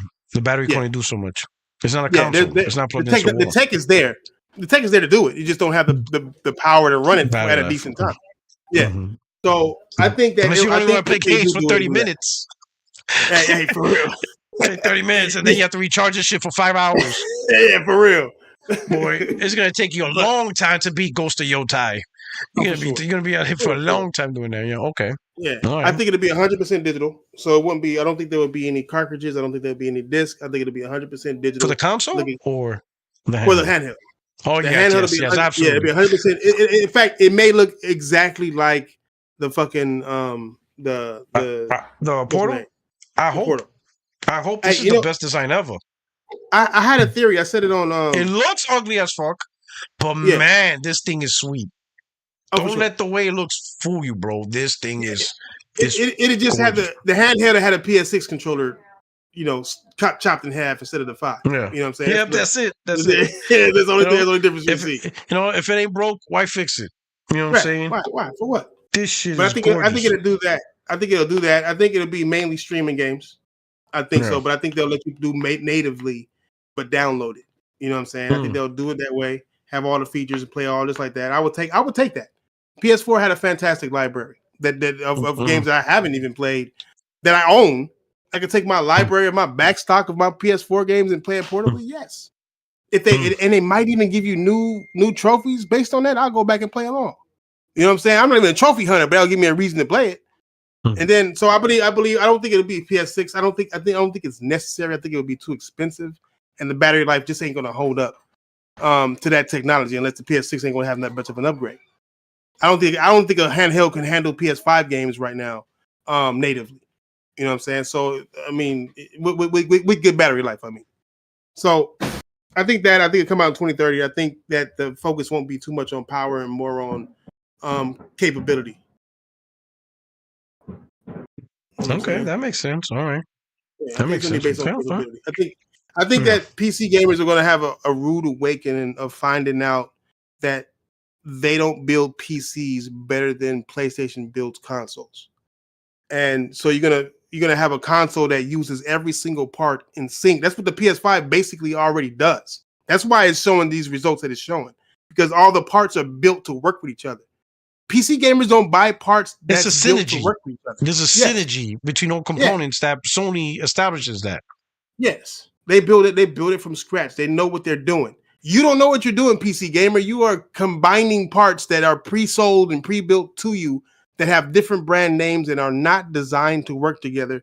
They just work. They're not designed to take advantage of each other. Because if they did that, then you would have to buy this motherboard with this chip, with this RAM, and you'd be stuck basically buying a console. You're just putting it together yourself because you no longer have the freedom to put in what you want to put in when you want to put it in. You can't buy used parts. You buy brand new parts. So PC will never be able to have that kind of synergy. PC gamers, PC makers, whatever, would never have that synergy because it would take way too much to make that same synergy that consoles can do. And I've heard PC gamers, PC builders talk about this and say that the PS6 might be that generation where PC gaming gets exposed to its fullest. I believe it's already exposed. That's why they're doing fake frames right now. But I think it's going to get exposed to the fullest to where they just don't have the parts that sync together like a PlayStation or even Xbox or Nintendo would be able to make in a closed console platform. So I think that's where we're going. Okay. Interesting. All right. Good thoughts. Okay. Let's see. Final super chat. We got the Genius 200X. Thank you for the super chat. Genius says, any thoughts on the Xbox Prime console as X speculated by the virgins in the chat? Would it bring back the glory days of 360? Mental health. Xbox Prime, what is that? The half PC, half console? Would that be Prime? I don't understand how would that be. I don't know. I don't understand how that would be Prime. I don't know, man. You know, my thing is fucking with like if let's say Microsoft does this hybrid, it's not really a hybrid, it's a PC, right? And my opinion is they're just trying to work on the Windows OS and include console mode. And what brought that what the reason why I'm thinking that, because one day on my laptop I have a Nitro 5. You know, it has a 3050 RTX, whatever. But for whatever reason, one day I powered it on, it was in tablet mode. And it was a pain in the ass to get it out of it. You know, I had to go on my phone, like, how the fuck do I get my laptop out of tablet mode? Well, they'd be like, well, use a touchscreen. I'm like, it's not, it's a laptop. It doesn't have a touchscreen. Like, what the fuck is you talking about? Like, my laptop's in tablet mode, but I can't touch the screen to interact with it. And they're like, oh, you know, and they told me, take control, alt, type that boots it out of tablet mode. I'm like, all right, I did press all these buttons at the same time, and it got booted out of tablet mode and back into, you know, desktop, laptop mode. But when I saw that, I'm thinking, wait a minute. When you buy a tablet that's Windows based, you're just buying a tablet with Windows on it, like a Surface tablet. It just has Windows. You just boot it up in tablet mode because you have a tablet. I'm thinking, what if Microsoft is making console mode, and then you just install it on a PC? On PC. It's still a PC. Yeah. You just put in a mode that makes it more comfortable for console gamers, no different than a mode for tablet who people use Windows 11 tablet. That's it. But it's still Windows. It's still Windows. So they're not really creating a console or a hybrid. They're putting you on PC, but they're giving you an interface that you're more accustomed to. But you're not part of a console. And then when I talk about this, okay, so they do that. And I talk to gamers and like, what's the big deal?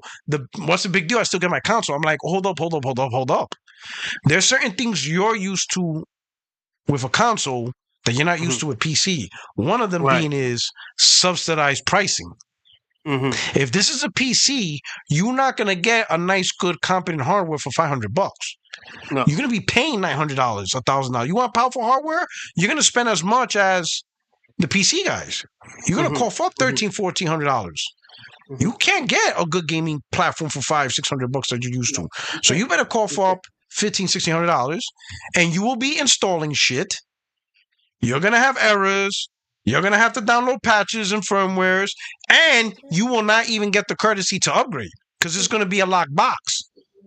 So you might as well just go to PC and save yourself the trouble. Right. Yeah, for real. At least you can upgrade your CPU, upgrade your GPU, and have more freedom. These locked boxes, it's like a laptop.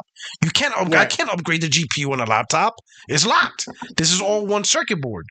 There's no upgrading this. The only thing I could do is just either add more RAM or add more SSD. That's it. I don't got laptops.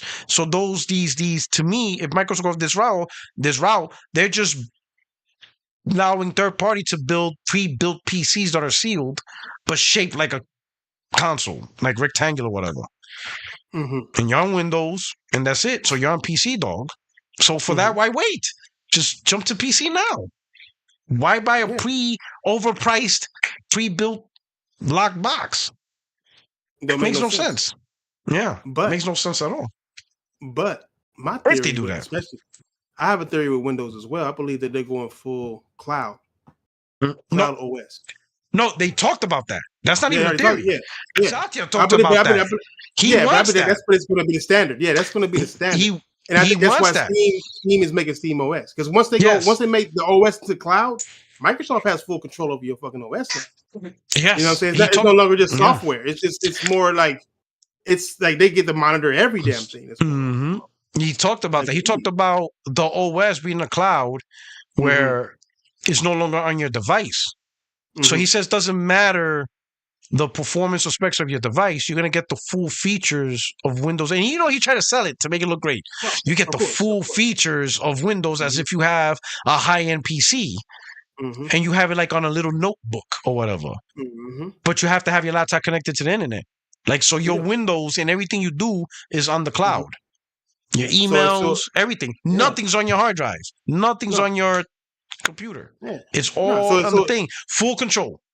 Yeah. So if you have a PC, if you're on a nuclear sub and you have a PC, well, you're just going to have to, get you an old PC. You know what I'm saying?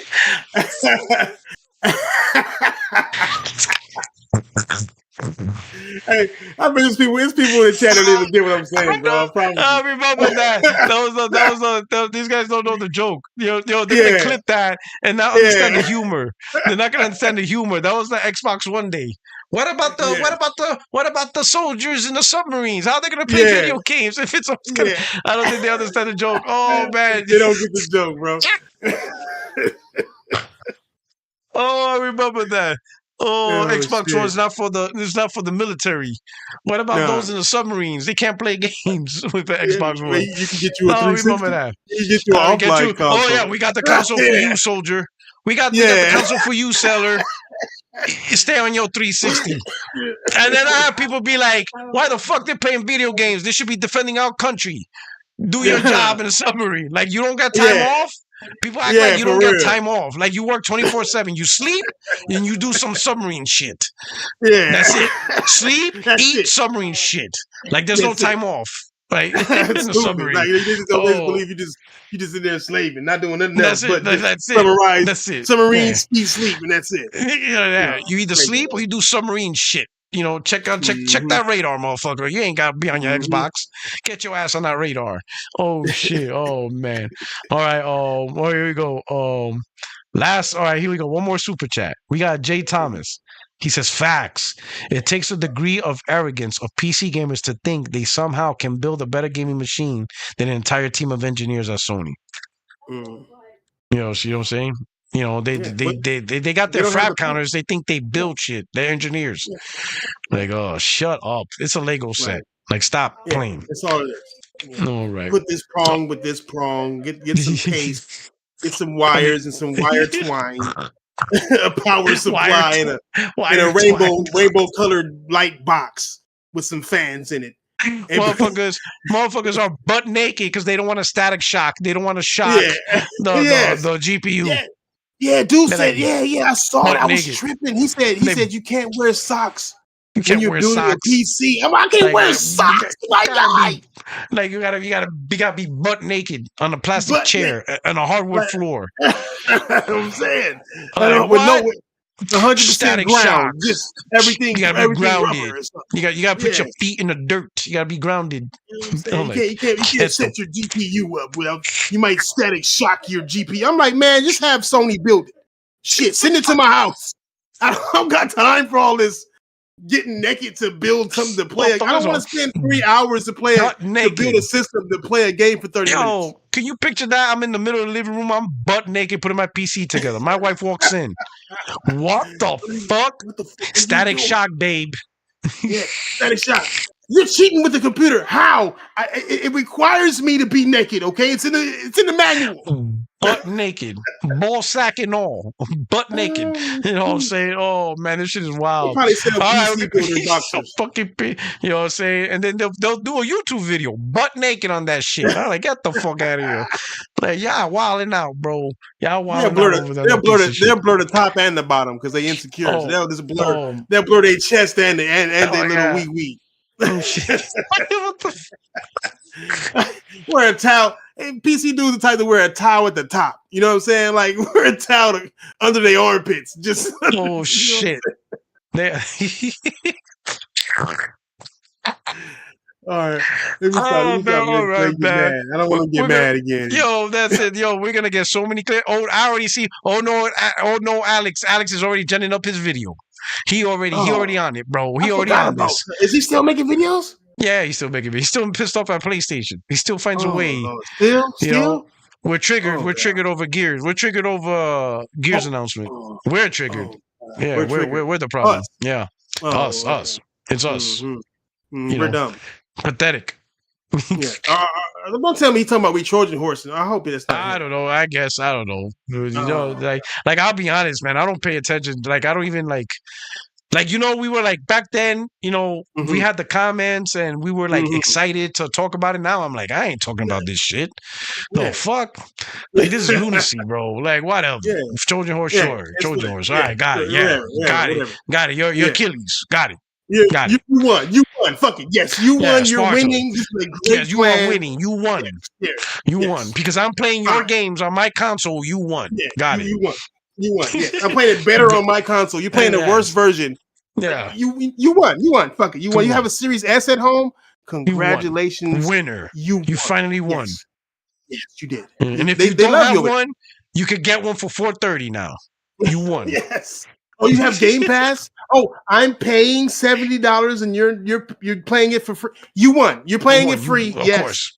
You won. You won. I don't know what you're gonna do when Grand Theft Auto comes out, but you won. You're a winner. You're a winner. That's what they want you to tell them. They want you to tell them that they're a winner, bro. Congratulations. Congratulations. Keep buying Xbox. As long as there is an Xbox. Yeah, PC dudes too. Like yes, you're better. Yes, you better frame. They may be fake, but you have more of them. Thank you. $3,500. Got it. Yeah, got it. I was bad. $700 without a disk drive, but $3,000 for it. You know what? You won. You won, bro. Like, go ahead. You won. I got a whole system. You using the same keyboard with the same dust in it. You won. You won. You got a mouse with a ball in it. You won. You spent $3,500 GPU, but your CPU is still from 2012. Got it. You won. Yeah, you got it. You got it. That makes sense. Perfect. You know what? You won. The chip says you need 6,000 volts, but you have an 8,000 volter. You know what? You made it. You're overdoing it. You overextended. That's called overclocking. You overclocked. Got it. You're playing with a PS5 DualSense too? Oh, you won. You just paid Sony money. Yes. You won. You won. You want to be like us, but just better, right? I got you. I'm sorry. Yeah, that's just crazy.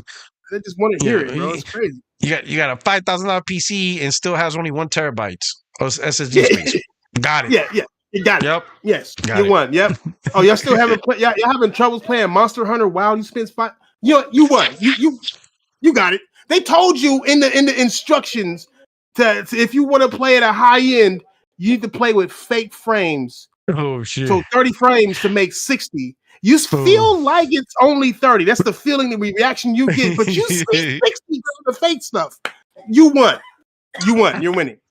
It's just crazy, bro. Like, man, they don't ignore it, bro. It's just like, man. I'm salty. Right. I'm salty. I'm just salty. That's it. All right, my brother, man. We're gonna wrap this up, man. Luckily, we're both in the West Coast, so it's not too late for us. But my East Coast cats, it'll be like 11:30 right now, and they're like this. Yeah, they're like already have to sleep. But anyway, man, let's do this shout out, man. Let people know where they can find you. You know what I'm saying, what you're doing, and stuff like that. Well, me, like I said, I always say on every channel, bro. I don't. If you don't know where I'm at, it's because you're not supposed to know. Subscribe to Puertorock. Give him all of that. Give him all the love that you would have gave me. Subscribe to him. He's getting people like me on this show. Always entertaining. He's one of the most. He's one of the only guys I was too scared to debate, simply because I know his knowledge in gaming is just as high as mine. You know the crazy part is we are like in almost a lot of stuff. That's the crazy. So like our debates will suck. Like we would debate the same point. We'd be agreeing the whole time. We would sound like Xbox channel. I agree more. No, you don't agree more. I agree more. I agree more. Like what kind of debate is this? Ryan said to agree with you more than me and me more than you. Be the weirdest debate. Be like, yo, this is the weirdest debate ever. Like they're arguing on who agrees more on the same point. Like, oh shit, but yo, no. So I suggest if you haven't subscribed, I suggest you subscribe. Give support this man more. Get more super chats out there. Become members. Do what you got to do to support the rare type of gamer who actually cares about gaming. Like I told him earlier in the show, we are very rare right now, bro. There's a lot of I fakes think so. out there. On all sides, PlayStation and Nintendo, all of them. Yes. There's a lot of fake ones out there, bro. Barry and them I'm about to leave, bro. Like, I'm gonna tell you, the ones that annoy me, and this is true, are the ones that just watch games. I don't know why that bothers me, but you're not a gamer, bro. You're not. Listen, if you enjoy if you enjoy a hobby of watching other people play games, then fine. But you are not a gamer. The person playing the game that you're watching is a gamer. You're just an audience. You're just an audience member. Yeah. But don't come talk to me about gaming because I play games. Right. I don't sit there watching another dude for 3 hours playing games. No. Yeah. No. I play it myself. I mean, that's like watching somebody build a model plane and calling yourself a model plane builder. You know, like you're a mechanic. Like what the or some shit. Like what the fuck? Yeah, like bro, all you did was hand them a wrench. You're not a mechanic. Okay, like it's like man. What the fuck, bro?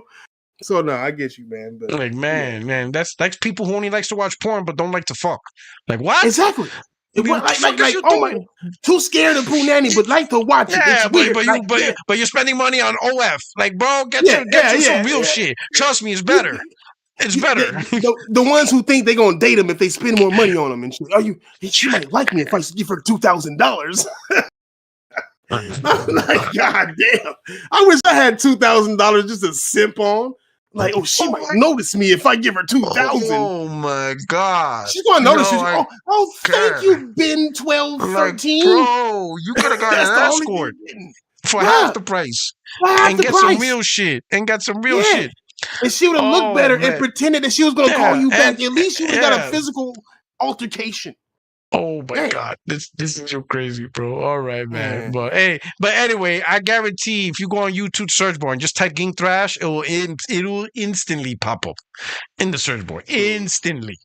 It's right there, top of the game. Do what you do, right? But King Thrash kept it real. Like I said, he's the OG. He predicted, and he was hard body. I'll say one thing. He was one of the few that was hard body religiously, daily saying Xbox going third party, daily. And he got it too. He got it through. Called it every time for like years. He kept calling it, right? Yeah. So you gotta get your flowers on that one, my brother. You know what I'm saying? But it's good to see you, man. It's good to talk to you, man. This was great. This was great live, man. Thank you for coming through. We got to do more of these, man. You gotta invite me on more often, man. Absolutely. You know you're always welcome to this, man. Appreciate it, man. Yes, anyway. To the chat and to everybody viewing, I hope you enjoyed this episode of Friday Night Live with special guest King Thrash. Do what you do. You know what I'm saying? Now, man, let me tell you something. If you talk to Thrash and you want to have a combo, he's going to check your gamer tag or your trophy. Trophy, too. Don't think because you're on PlayStation, you safe. No, he needs to know that you playing games. As long as you're playing games, you can suck at it. You don't have to even be good. Yeah, exactly. Put in the hours. Yeah. Just know what you're talking about when you're talking about it. If you talking about a game you ain't beat, you talking about you beat it, I'm a check. Yeah, I'm a check. I'm gonna be like, I disagree. And don't come to the round table to disagree, just to disagree without no point on why you disagree. Without arguing. That makes no sense. What do you want him to do? What do you want Thrash to say? He can't counter that. Hey, I'm gonna just ask him how many times he pressed the space bar that day. That's all I know. It's messed their whole life up. I'm telling you, that works so well. How many times you had the space bar? Like how many times you had the space bar? 1,000? I had to think about it. I know you hit the space bar. You hit the space bar, right? Yeah. So how many times? Motherfuckers are like counting. Thinking about it. Like, man, like, dude. Man. I ain't even gonna say. We'll talk about it later, bro. All right, everybody. Thank you so much. See you guys Tuesday with 60 Frames No Like podcast with the crew. And then I'll work on the next guest for next week's on Friday Night Live. Until then, thank you so much for rocking out. You guys have a great weekend. Enjoy the rest of your Friday. Enjoy this weekend, man. You guys take care. Thank you so much for rocking out the channel. And again, don't forget to like, subscribe, and membership opportunities is open. You guys take care. Love y'all. Peace. Be out.